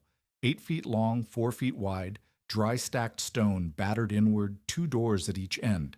She told Tolliver that a stone room with tight-fitting plank doors and a sealed floor would hold above freezing through most winters, but that paper needed dry air, not just warm air, and he should line the interior with lime wash and cedar plank to absorb moisture. Tolliver, who had lost 2 years of mine assay records to frozen ink and swollen bindings, looked at the specifications and said, "This is worth money." "Then spend money building it. Don't spend it paying me." She gave the information freely. She refused to sell it. When Klein offered $2 for her advice, she told him to keep his money and use it for proper hinges. "Why won't you charge?" Nell asked later. "Because Clement didn't charge me. Clement had nothing to lose. Neither do I. I have a cabin that Fitch wants, a debt I can't pay, and a passage that works. If I sell the knowledge, Fitch will buy it and sell it back at a markup. If I give it away, everyone has it, and Fitch has nothing to corner." It was not generosity. It was strategy. The strategy of a woman who had learned through loss and cold and public ridicule that the most powerful thing in a small community was knowledge that could not be bought. Doyle Fitch's reaction was immediate and predictable. He owed his position in Silverton to scarcity. Scarcity of wood, scarcity of shelter, scarcity of warmth. Every cord he sold, every distressed cabin he acquired, every debt he extended depended on the assumption that winter was an emergency, and he controlled the supply of survival. Annis's passage did not destroy that assumption entirely, but it cracked it the way frost cracks a capstone, invisibly at first, then wider. Within a week of the storm, 3 families asked Annis for assessments. Within 2 weeks, Klein had started clearing his prospect hole. Within a month, the phrase Carby's Passage had entered the local vocabulary, not as a compliment, but as a fact. The way people said Doyle's yard or Murch's cabin. It was a thing that existed and had to be accounted for. Fitch's first response was financial. He visited Annis on a cold morning in late January and offered to cancel $20 of her debt in exchange for exclusive rights to build and license Carby's passages throughout the Silverton district. He produced a paper, handwritten, not printed, because Fitch always wrote his own contracts, keeping the terms close. Annis read it at the kitchen table while Fitch stood with his hat in his hands. The contract gave him sole authority to approve, construct, and charge for any tempered air passage or vestibule built within 5 miles of Silverton. The price he would charge others, $8 per assessment and $20 per completed build. The price he would pay Annis, nothing after the initial $20 debt reduction. "No," Annis said. "You haven't considered—" "I considered it while I read it. The answer is no. Mrs. Carbis, you have a debt. I have a solution. This is business. This is a contract that lets you charge people for what I'm giving them for free. You're not buying my knowledge, Mr. Fitch. You're buying a toll gate." She set the paper on the table, face down, and slid it toward him. Fitch took it. His jaw worked. He looked around the cabin, the stove burning almost nothing. The passage door closed with its wool strip hanging still, the warmth that cost less than a shack in town spent on firewood in a week. He was calculating. He was always calculating. "You'll regret this," he said. "I might, but not today." He left. Nell, who had been standing in the passage doorway with a pot of coffee, laughed for the first time in the entire story. It was a short laugh, more surprise than joy, the sound a person makes when they see a bully walk into a wall. Clement improved slowly through January. The blood in his cough did not return, but his breathing stayed shallow and his hands shook worse than before. He spent most days in the cabin, sitting near the passage door where the air was warmest and most steady, shaping small pieces of wood with a pocket knife because his hands could still manage a blade even when they could not manage a hammer. He and Annis built something together during those weeks, not a structure, but a system. They created a checklist for anyone who wanted to build a tempered air passage or a cellar intake.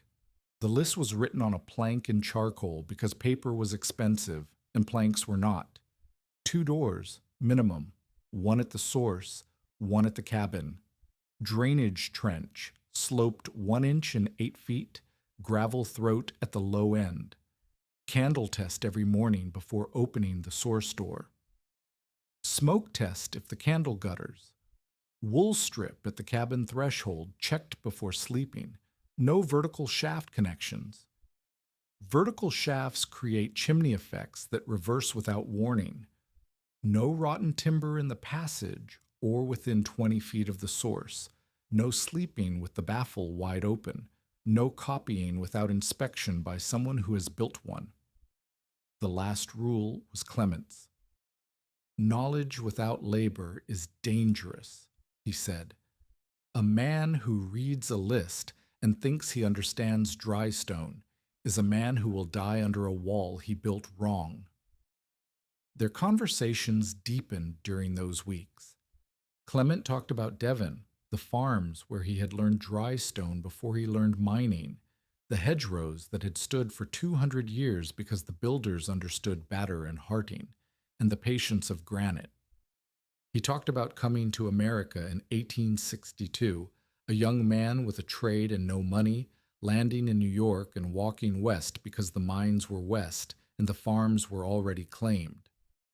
I never meant to stay underground, he told Annis one evening.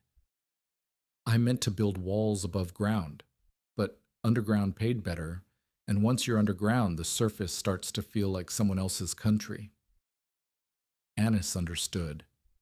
She had spent her childhood above the mines in Michigan, watching her father descend every morning and return every evening, and she had understood even then that the man who came up was slightly different from the man who went down. The mountain took something and gave something back, and the exchange was never equal. They disagreed once, sharply, about method. Annis wanted to line the passage floor with flat stone to make it easier to sweep and keep clean. Clement said no. The floor should remain packed earth over the drainage trench because stone on stone in a freeze-thaw cycle would heave and crack while earth would flex and settle. You're wrong, Annis said. Stone is easier to maintain. Stone doesn't turn to mud. Stone doesn't flex. Your passage sits between a mountain and a cabin. The mountain moves. The cabin settles. If the floor is rigid, the first spring thaw will crack it from portal to threshold, and your drainage trench will become a dam. Then I'll relay it. You'll relay it every spring. Earth, you pack once, and it forgives you. Clement set down his pocket knife. I've built walls that lasted longer than the men who argued with me about them. The floor stays earth. Annis looked at the floor. She looked at Clement. She left the floor as earth. Later, when spring melt came and the packed earth shifted exactly 3/8 of an inch at the midpoint and settled back without cracking anything, she did not say Clement was right. She did not need to. Clement's lungs failed in late August. Not suddenly, the way Jory had died crushed in a single moment of failed timber, but gradually, the way a candle fails when the wax runs out and the flame has nothing left to consume. He had been weaker since the storm. The walk up the slope to the cabin, which he had made daily through the winter, became every other day in spring and twice a week by summer. His hand shook too badly to hold the mason's hammer, so he carried it in his belt the way other men carried pipes, not for use, but for identity. He could still read stone. He could still judge batter by eye. He could still tell Annis when she was wrong, which she was less and less often, which pleased him and saddened him in equal measure because it meant she did not need him anymore.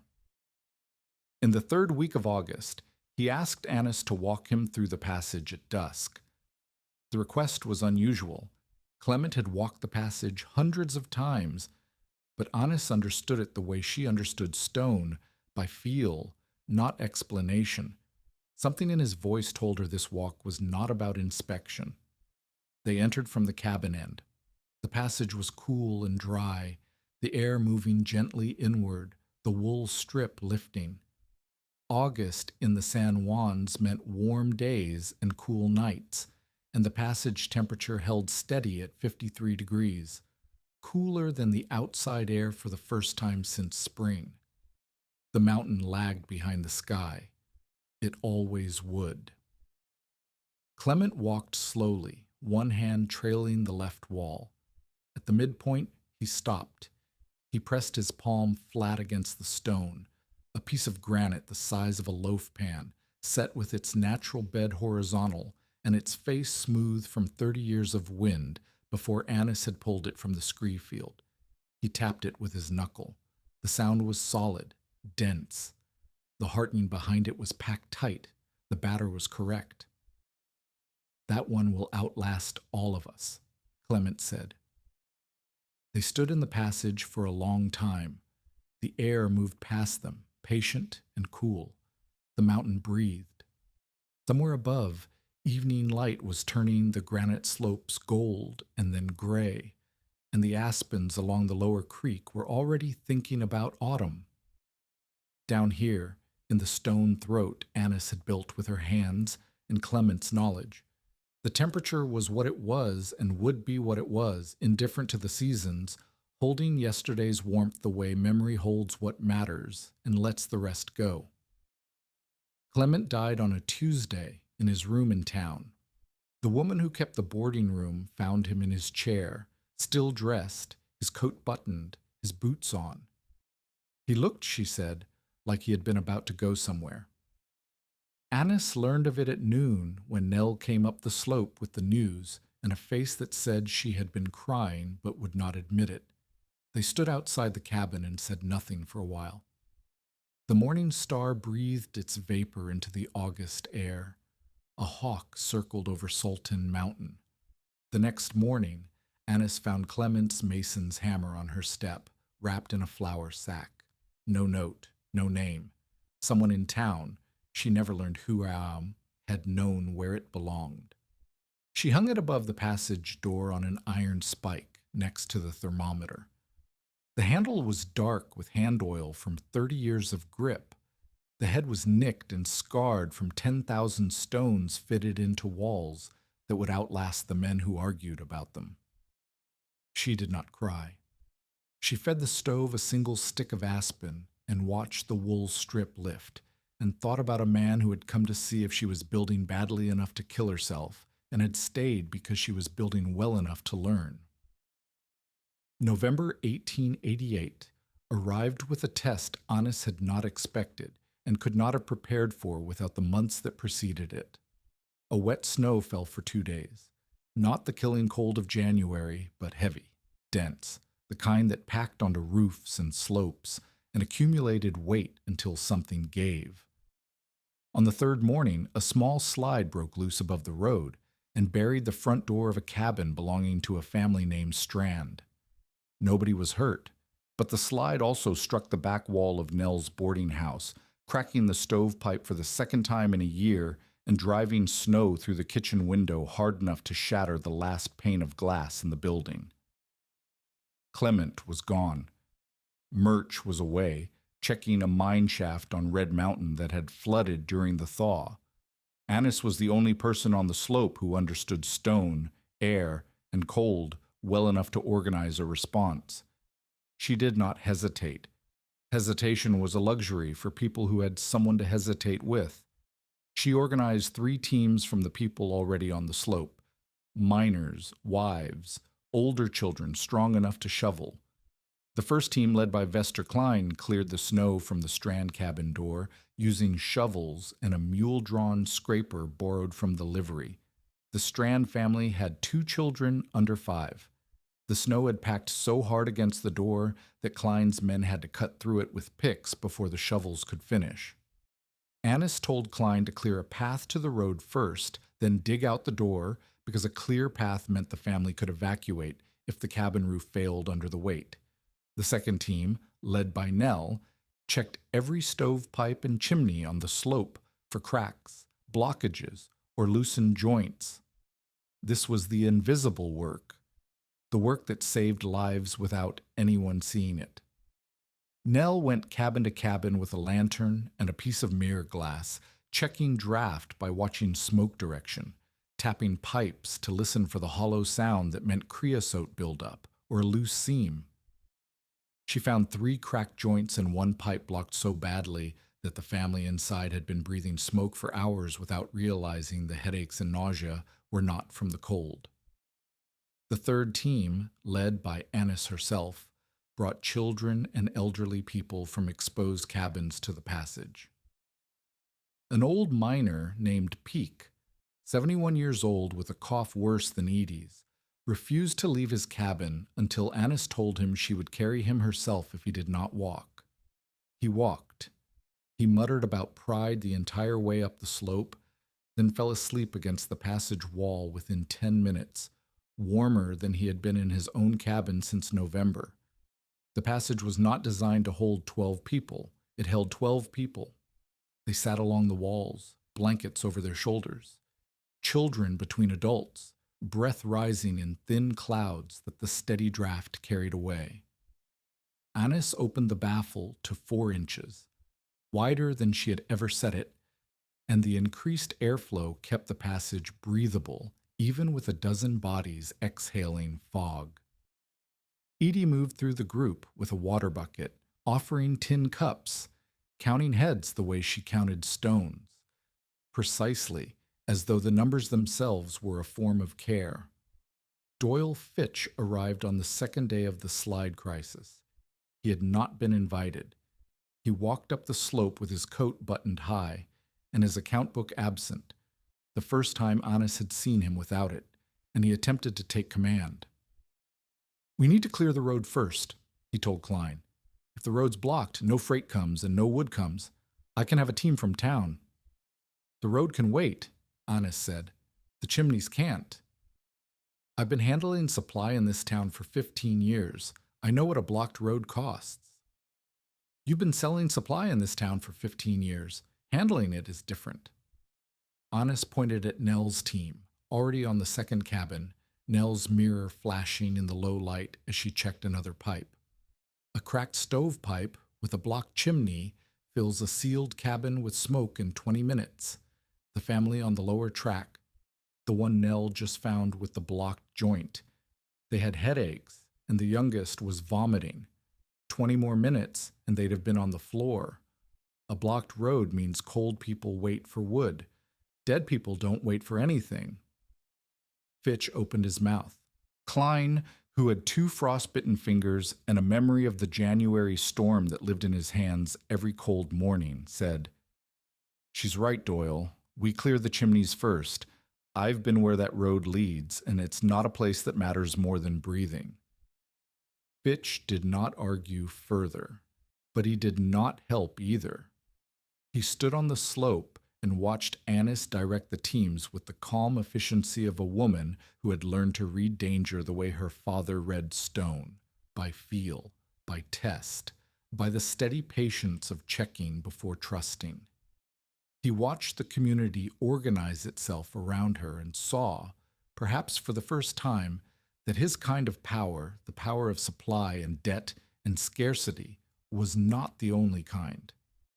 There was another kind, the kind that came from knowing things that kept people alive, and it was the kind that could not be bought at a markup or foreclosed in spring.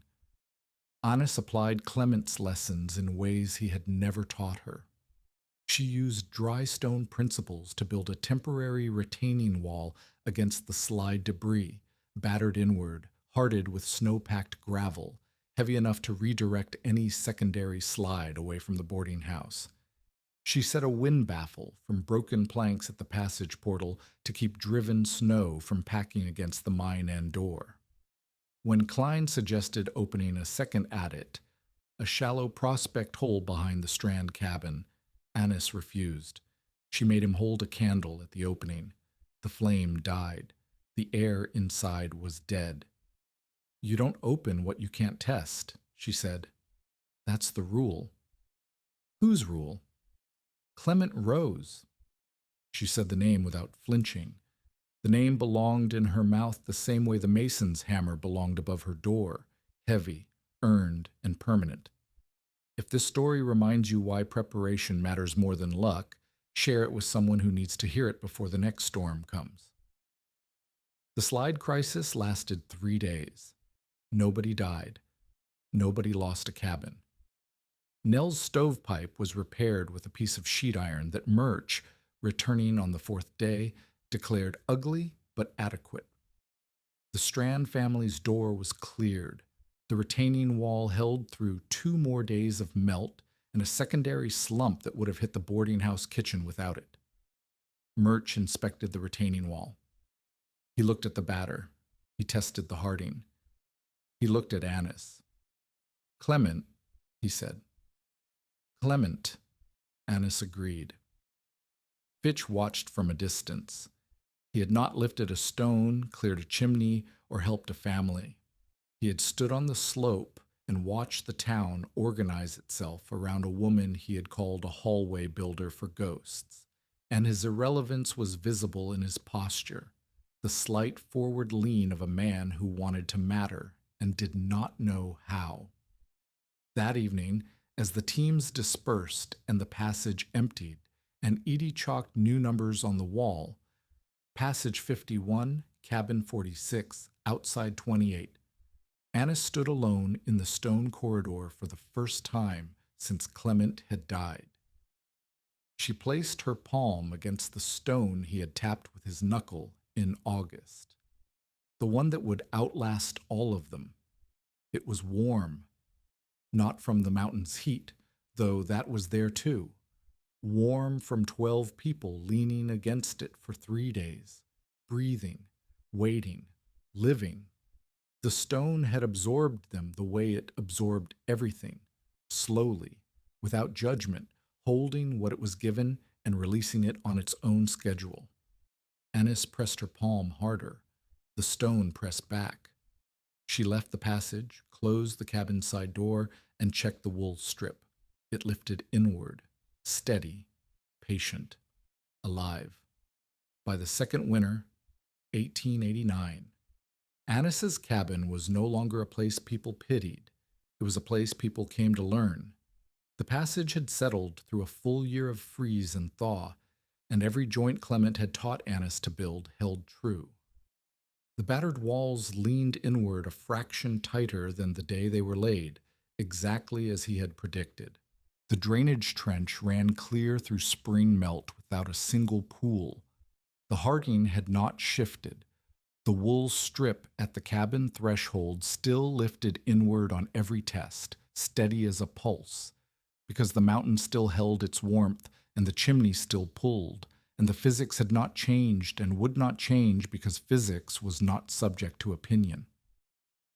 4 hillside families had built approved tempered air passages or cellar intakes by December. Each one had been inspected by Annis before the first stone was laid, inspected again at the midpoint, and inspected a 3rd time before the doors were hung. She refused to approve anything she had not walked through with a candle, a smoke test, and a wool strip. 2 proposals she rejected outright. One because the prospect hole connected to a vertical shaft that would create a chimney effect strong enough to reverse in any wind, and one because the mine timber was so rotten that a hard sneeze might bring the ceiling down. The assay office had a stone vestibule. Tolliver's record books survived the winter dry and legible for the first time in 6 years. He told anyone who would listen that the vestibule had cost him $12 in stone haulage and 2 days of labor, and had saved him $200 in ruined documents. The math was the kind of argument that Silverton understood. Nell's boarding house had a cellar intake. The root cellar beneath the kitchen, lined with lime wash and fitted with a plank door and a wool strip, fed tempered air into the main room through a floor grate that Annis had designed and Klein had built from salvaged iron. The boarding house still burned wood. Nell cooked for 9 people 3 meals a day, and cooking required heat that no passage could replace. But the overnight burn dropped by nearly half. Nell's wood bill for the winter of '89 was $19. The winter before, it had been $34. The difference was $15, which was more than Annis's entire remaining debt. Vester Klein's Prospect Hole Passage was the smallest and simplest 8 feet of dry stacked stone connecting his cabin to a shallow hole that held air at 44 degrees. Not as warm as the Morning Star's 51, but 44 was not 15, and the difference kept his water bucket liquid and his fingers, the two that still worked properly, flexible enough to grip a drill steel. Annis taught through demonstration, the way Clement had taught her. She did not lecture. She did not draw diagrams. She walked people to their sites, tested the air, measured the depth, judged the stone, and then she made them build while she watched. When they set a stone wrong, she made them find the error themselves before she confirmed it. When they skipped the drainage trench because the ground seemed dry, she poured a bucket of water at the high end and made them watch it pool. "The mountain doesn't care what you think," she told Klein when he argued that his trench was deep enough. "It cares what you measured." She made every person who built a passage or an intake say the rule back to her before she approved the final inspection. The rule was simple, and it was Clement's, and it was the only thing she required anyone to memorize. Warm air is not safe air. Test first. Klein said it. Nell said it. Tolliver said it. Ilse Gerhardt, who had built only a vestibule but wanted to understand the principle, said it. Even old Peak, who had no passage and no prospect hole but who had survived the slide crisis in Annis's corridor, said it from his chair by the stove, as though reciting a prayer he had learned late in life but intended to keep. A typical winter morning at the cabin had become a kind of school. Annis woke before dawn, checked the wool strip, fed the stove 3 sticks of split aspen, and opened the baffle to the notch Edie had marked for overnight, a setting calibrated through 2 winters of observation to balance warmth and airflow while the household slept. By the time daylight reached the slope, 1 or 2 visitors had already arrived, a miner checking his candle technique before opening his own passage for the day, a neighbor's wife bringing a cracked hinge for Annis to assess, Nell sending Ori up the slope with a question about cellar humidity and a pot of beans as payment for the answer. Annis answered every question with the same method. She made the person answer it themselves first. When the miner asked whether his candle flame was behaving correctly, she said, "Tell me what you see." When the wife asked whether the hinge would hold another winter, she said, "Bend it. What does the metal tell you?" When Ori asked about cellar humidity, she walked him to the passage and made him hold a dry cloth against the wall for 10 minutes and a damp cloth for 10 minutes, and then explain the difference. "You already know the answers," she told Ori, who was 8 and did not believe her. "You just haven't asked the stone yet." The children learned it fastest. Edie taught the boarding house children to check the wool strip before adding wood to the stove. It became a game. Who could read the strip's direction without touching it? Who could predict whether the draft would increase or decrease when the front door opened? Who could hold a candle steady enough to see the flame lean? The game was education disguised as competition, and Annis let it continue because children who learned to read air at 9 would still know how to read it at 40. Doyle Fitch had not surrendered. He had retreated, which was different. A man who surrenders accepts the new order. A man who retreats waits for the new order to make a mistake. Through the spring and summer of '89, Fitch watched the passages spread. He watched his wood sales decline. Not catastrophically, but steadily, the way a creek drops in a dry summer. Families that had burned 5 or 6 cords now burned 3. Families that had bought emergency wood at panic prices during storms now sat in passages and waited for the price to drop. His margins thinned. His leverage weakened. The debt economy that had given him power over people like Annis depended on winter being an emergency, and the passages were turning winter from an emergency into a problem. Still serious, still cold, still dangerous, but manageable. Manageable did not make Doyle Fitch rich. His response was to prove the passages unnecessary by proving them dangerous. In October, Fitch approached a bachelor miner named Hatchell, who lived in a drafty cabin on the lower slope. Hatchell had no money for a proper passage and no patience for the inspection process Annis required. Fitch offered him a solution: a cut-rate passage built from loose mine tailings instead of fitted stone. No drainage trench, no batter, no harding, no wool strip, no candle test, no inspection. The passage was 12 feet long, 4 feet wide, and assembled in 3 days by 2 men Fitch hired from the freight yard. Strong backs, willing hands, no knowledge of dry stone, and no interest in acquiring any. Fitch charged Hatchell $4, or half what a cord of emergency wood cost in a storm, and told him it would work as well as anything the widow Carbys built for free. "She's making it complicated because complicated makes her important," Fitch said. "Stone is stone. Stack it and be done." The passage lasted until the first thaw. In early March, a warm Chinook wind blew down the valley and pushed the temperature above freezing for 3 consecutive days. Melt entered through the untrenched floor. The tailings, which had been laid without any attention to bed orientation, absorbed the water like a sponge. The base course softened. The right wall, which had no batter, which leaned neither inward nor outward but stood plumb, the way Annis had built her first wall before Clement corrected her, began to bow outward under its own weight. The left wall, unheartened, developed a vertical crack that widened by an inch overnight. On the 4th morning, Hatchell entered the passage to retrieve a water crock. The right wall collapsed inward. 200 pounds of loose rock came down on his left shoulder and pinned him against the opposite wall. The impact drove him to his knees. A second fall of smaller stones struck his back and head. He screamed loud enough that the Strand family heard him from the road, 200 yards downhill. Annis and Murch arrived within the hour.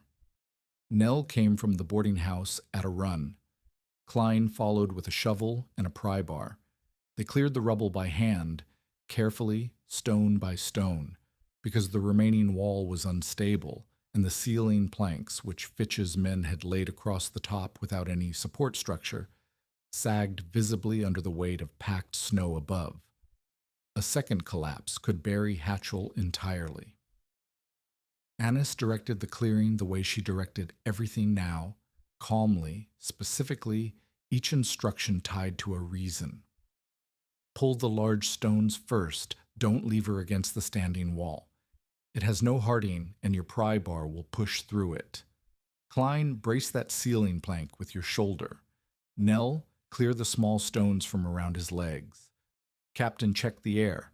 If we've opened a pocket, we need to know before we breathe it. It took 40 minutes. Hatchell's shoulder was dislocated, but not broken. His face was cut in 3 places by sharp tailings edges. His right ear was torn where a stone had struck it on the way down. He was alive because the passage was short and the stones were small, and because loose tailings, unlike fitted granite, fell in pieces rather than as a single crushing mass. If the passage had been longer, or the stones heavier, or the fall more complete, they would have been digging out a body. Nobody died. But the failure was public, visible, and traceable directly to Fitch's construction and Fitch's contempt for the rules that every child on the slope could recite from memory. Murch conducted the inspection the way he conducted all inspections, slowly, thoroughly, with the controlled fury of a man who had spent his career trying to keep people alive in places designed to kill them. He walked the ruined passage with his pipe unlit and his jaw clenched so tight the tendons stood in his neck. He examined the tailings. He noted the absent drainage. He tested what remained of the walls and found no batter, no harding, no bedding orientation, nothing that Clement had taught, nothing that Annis had required, nothing that the checklist demanded. He walked to where Fitch stood watching from the road. Fitch had not climbed the slope, had not entered the passage, had not helped clear the rubble, and he spoke loudly enough for the dozen people gathered to hear every word. "Repeat the rule," Murch said. Fitch looked at him. "Repeat the rule, Doyle. The one every child on this slope knows. The one you decided didn't apply to you." Fitch's jaw worked. His face was red. He looked at Annis, who stood with rock dust on her hands and Hatchell's blood on her sleeve. He looked at Nell, who stood with her arms crossed. He looked at Klein, whose frostbitten fingers curled into something that was not quite a fist. "Warm air is not safe air," Fitch said. His voice was low. "Test first." "Louder," Murch said. "Warm air is not safe air. Test first." The silence afterward was the most complete sound Annis had ever heard in Silverton. It lasted 3 seconds. Then Nell turned and walked back up the slope, and Klein followed, and Murch followed, and the gathered people dispersed the way a crowd disperses after a verdict, quietly, looking straight ahead, carrying the memory of what they had witnessed. Fitch did not leave Silverton. He did not apologize. He did not stop selling wood or lending money or calculating the margins on other people's misfortune. But within a week, through a negotiation conducted by Nell in her boarding house kitchen and witnessed by Murch and Klein and the Strand Patriarch, he canceled the remaining balance of Annis's debt. The terms were not generous. Reuben Vale and Nell had offered to testify publicly about the original predatory lending terms if Fitch refused, and Murch had added quietly that a mine captain's word about a man's character carried weight in a town where mine captains decided who worked and who did not. Fitch agreed because refusing cost more than conceding. The $72 that had hung over Annis since Jory's death was gone. The paper that Fitch had carried in his coat pocket, the one with Jory's slanted signature, the paper that had walked up the slope on a September day when Annis had $46 and no plan and a daughter who coughed in the dark, was torn in half and burned in Nell's stove. Annis watched it curl and blacken. The fire consumed Jory's handwriting in 2 seconds. The debt had taken 2 years. Annis did not celebrate. She walked home in the dark, fed the stove a single stick of aspen, and sat in the passage doorway where the air was steady and cool and held no memory of paper or ink or signatures that slanted right when a man was tired. The wool strip lifted inward. The mountain breathed. The debt was ash. Reuben Vale arrived in Silverton in the spring of 1890, hauling timber for a mine expansion. Murch was supervising on the upper slope. He was 36, broad through the chest, a teamster carpenter from Durango who had spent 10 years building mine structures and freight platforms across the San Juans. He had large hands, a patient manner, and the habit of solving problems by building something, which meant he understood the world in planks and joints and load-bearing angles the same way Annis understood it in stone and air. He annoyed her within 5 minutes of their first meeting. Murch had brought him to the cabin to see the passage. By now, Murch showed the passage to every builder and engineer who passed through Silverton, not out of pride, but out of the same instinct that made him inspect mines. If someone was going to build something, they should see how it was done right. Reuben walked the passage, examined the walls, tested the drainage, and then turned to Annis and said, "You should replace those hinges with a ready-made door latch. The strap iron will rust out in 3 more winters." "A ready-made latch won't seal in frost," Annis said. "The mechanism contracts at different rates than the plank. By January, you'll have a gap wide enough to reverse the draw." "Not if you bed it in tallow."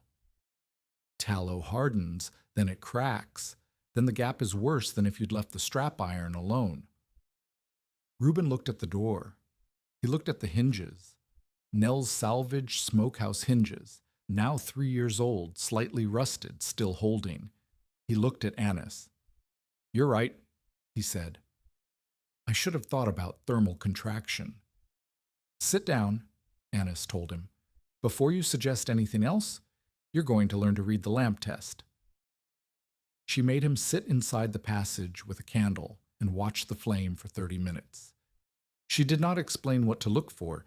She let him figure it out the way Clement had let her figure out stone beds, through observation, not instruction. When he finally said, "The flame leans toward the cabin because the stove is pulling," Annis nodded. "Now watch what happens when I open the front door." She opened the cabin door a crack. The flame flickered, leaned the opposite way for 2 seconds, then recovered. Reuben watched with the concentrated attention of a man who built things and had just realized he was looking at something built better than he expected. He did not leave Silverton that week. He told Murch he would stay to help with the mine expansion, which was true. He also stayed because Annis Carbis had corrected him about a door latch, and he could not stop thinking about the fact that she was right. Their courtship happened through work, not words. There was no evening walk, no parlor conversation, no exchange of letters. There was labor, shared and argued over, and through the arguments a mutual respect that hardened into something neither of them bothered to name until it was already too solid to question. Reuben rebuilt the cabin's front door frame, which had warped over 3 years of freeze-thaw. He suggested a standard mortise joint. Annis showed him a double rabbet joint packed with wool and a mixture of tallow and beeswax, not pure tallow, which cracked in frost, but a blend Clement had taught her that stayed flexible down to 15 below. They argued about it for 2 hours. Reuben wanted the mortise because he had built 200 mortise joints and they held. Annis wanted the rabbet because the passage door moved differently than a standard door. It swelled in summer when the mine air was damp and contracted in winter when the air dried, and a mortise that fit perfectly in July would bind in January. They built the rabbet. It held through 2 winters without binding once, and Reuben never suggested a mortise for a passage door again.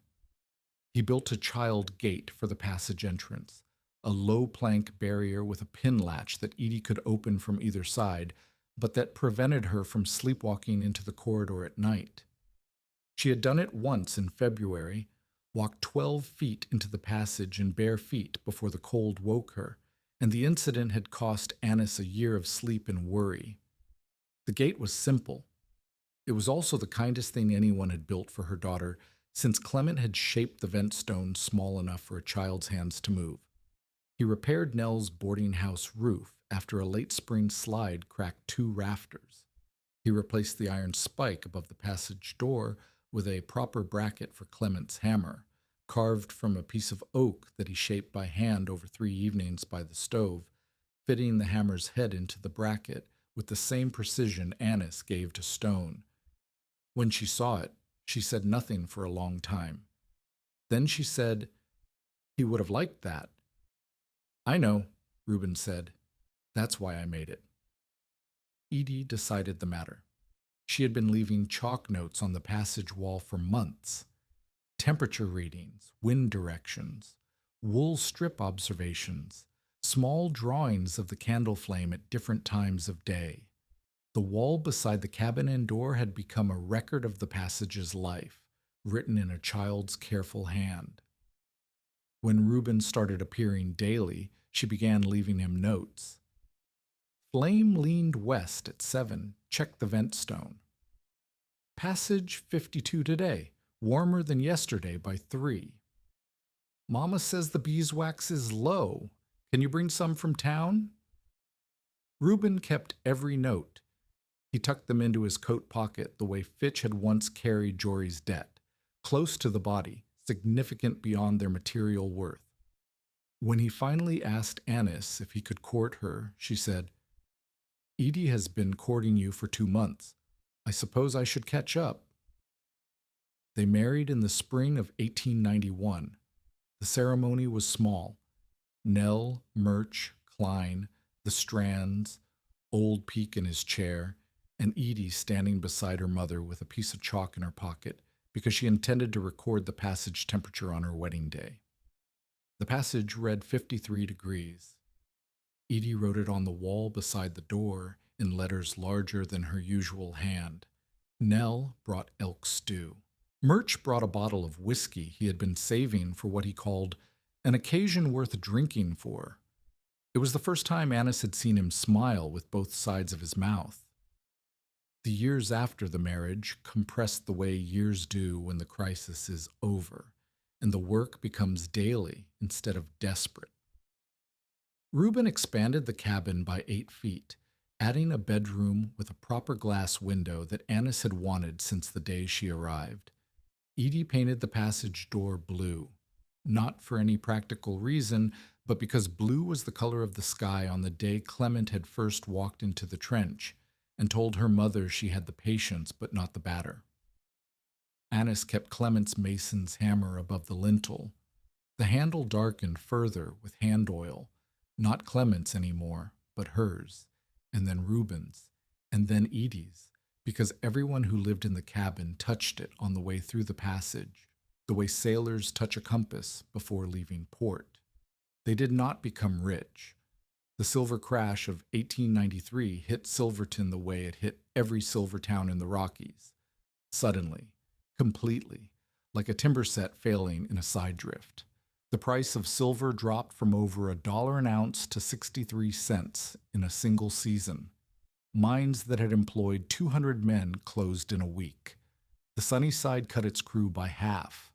The Dorado shut entirely. Men who had walked underground every morning for 10 years suddenly stood in the street with nothing to do and nowhere to go. Families packed wagons and left for Denver, for Durango, for anywhere the economy still had a pulse. The population of Silverton dropped by 1/3 before autumn. Families who had built passages and vestibules and cellar intakes found themselves with warm houses and no income, which was better than cold houses and no income, but was still no income. Those who stayed kept using stone, cellar air, and wind baffles. The mountain did not care about silver prices. The physics did not respond to economic panic. The air at 40 paces still held 51 degrees, and the drainage trench still ran clean, and the wool strip still lifted inward, and the stove still burned less than half of what a freestanding shack consumed, because the rules Clement had taught and Annis had spread were not rules about money. They were rules about heat, and heat obeyed its own economy. Annis and Reuben took in 2 families during the worst months of 93 doubts, the Strands, whose mine work had vanished overnight, and a young couple named Kittredge, who had arrived in Silverton 6 months before the crash and found themselves stranded without savings or prospects. The passage held them all. The cabin, expanded by Reuben's 8 feet, was crowded but warm.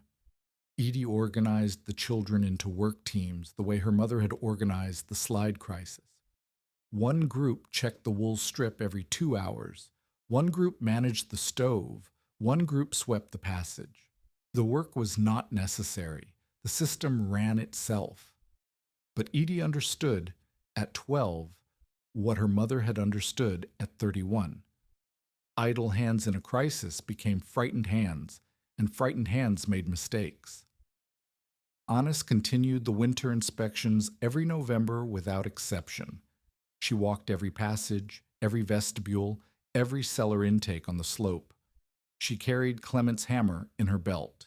not for use, because the hammer was too heavy for precision work now that its handle had dried and lightened over the years, but for the same reason Clement had carried it in his last months: identity. The hammer said who she was and where her knowledge came from, and the people she inspected understood its weight without being told. The inspections were thorough and specific. She tested air with candle, lamp, and wool strip at every threshold. She checked drainage trenches for blockage, silt accumulation, and frost cracking. She examined walls for heaved base stones, loosened hearting, and vertical cracks that might indicate foundation settlement. She pressed her palm flat against the stone at the midpoint of each passage, the way Clement had pressed his palm, the way her father had pressed his palm in Cornwall, feeling for movement, temperature change, moisture, the invisible signals that stone transmitted to anyone patient enough to listen. She marked safe adits with a whitewashed stone at the entrance and unsafe ones with a black cross painted in coal tar. The marks became part of the landscape, as familiar to the remaining families as the creek crossings and the switchback turns and the sound of the morning star breathing its vapor into the cold. Children learned to read the marks before they learned to read the newspaper. A white stone meant safe. A black cross meant death. The simplicity was intentional. Simple rules survived. Complicated rules were forgotten the moment the person who taught them left the room. Edie grew into the work the way a vine grows into a wall, slowly, thoroughly, filling every gap. She learned to read stone beds by feel at 12. She learned to judge batter by eye at 14. She could identify a loosened hearting stone by tap at 15, the same technique Clement had used, knuckle against stone, listening for the hollow sound that meant air where there should be mass. By 16, she could build a dry stacked wall faster than her mother, and with a precision that made Murch, now in his late 60s and moving slower but still inspecting, shake his head and mutter about Cornish stubbornness being inherited like eye color. She also inherited her mother's habit of teaching through correction rather than lecture. When a neighbor's son tried to set a stone against its bed, Edie made him hold 6 stones and find the bed by feel, exactly as Clement had made Annis do on the first day. When the boy got 4 right, Edie said, "Again." He got all 6. She said, "Now you can lay one." Annis watched this from the cabin doorway and felt something she had not expected to feel, the sensation of a thing continuing beyond her, moving forward through hands she had taught into hands she had not, gathering purpose the way a river gathers water from streams too small to name. When asked who had invented the passage, she said, "The mountain did. I only listened." It was not modesty. It was accuracy. The mountain had held 51 degrees at 40 paces for 1,000 years before Annis arrived, and it would hold 51 degrees for 1,000 years after she was gone. She had not created the warmth. She had built a throat for it, a way for the mountain's patience to reach the place where her daughter slept. The invention was not the heat. The invention was the listening. By the early 1890s, at least 7 homes and workrooms around the slope had adopted some part of Annis's method. Not always a mine passage. Most families lacked an adit, but stone vestibules, cellar intakes, wind baffles, and drainage-first walls built with batter and hearting and the stubbornness of granite fitted against granite. The spread was not a revolution. It was a habit, passed from hand to hand the way a good recipe passes through a boarding house kitchen, not because anyone declared it important, but because it worked. One detail outlasted everything else. In Nell's boarding house, the children learned to check the hanging wool strip before adding wood to the stove. They checked it the way they checked the sky before walking to school. Automatically, without thought, because the habit had entered their bodies, before their minds had time to question it. That tiny ritual, a child's eyes flicking to a strip of wool before reaching for a log, was the legacy. Annis Carbis lived out her later years in the same cabin. Though Reuben's expansion and Edie's blue door and Clement's hammer above the lintel had made it a different place than the 12 by 16 pine box she had inherited from a dead husband and a $72 debt. She kept the thermometer beside the passage door. She kept Clement's checklist, the original plank, charcoal fading but legible, leaning against the stove. She was known less as an inventor than as the woman who made people test air before trusting it. Edie grew to teach arithmetic and weather observation to mining camp children, carrying a piece of chalk in her pocket the way her mother carried Clement's hammer. Not for use, but for identity. When Annis died in her 60s, Edie found the flour sack that had wrapped the hammer still folded in the tin under the stove, still holding its shape, still smelling faintly of iron and hand oil and the patience of a man who built walls that outlasted arguments. Years later, another January storm came down from the divide. The mine mouth breathed its vapor into air cold enough to freeze it before it rose 6 inches. The cabin latch frosted white. The slope scoured clean under wind that carried ice like gravel. Inside, Edie opened the baffle 2 notches. The wool strip lifted inward. The stone walls held yesterday's warmth the way they had always held it, slowly, without judgment, giving back what the mountain had given them. The stove ticked softly. Clement's hammer hung above the door, dark with the oil of every hand that had touched it. Outside, the wind carried a phrase that had once been an insult and was now just a sound, emptied of its cruelty by the thing it had tried to mock. She is building a hallway for ghosts.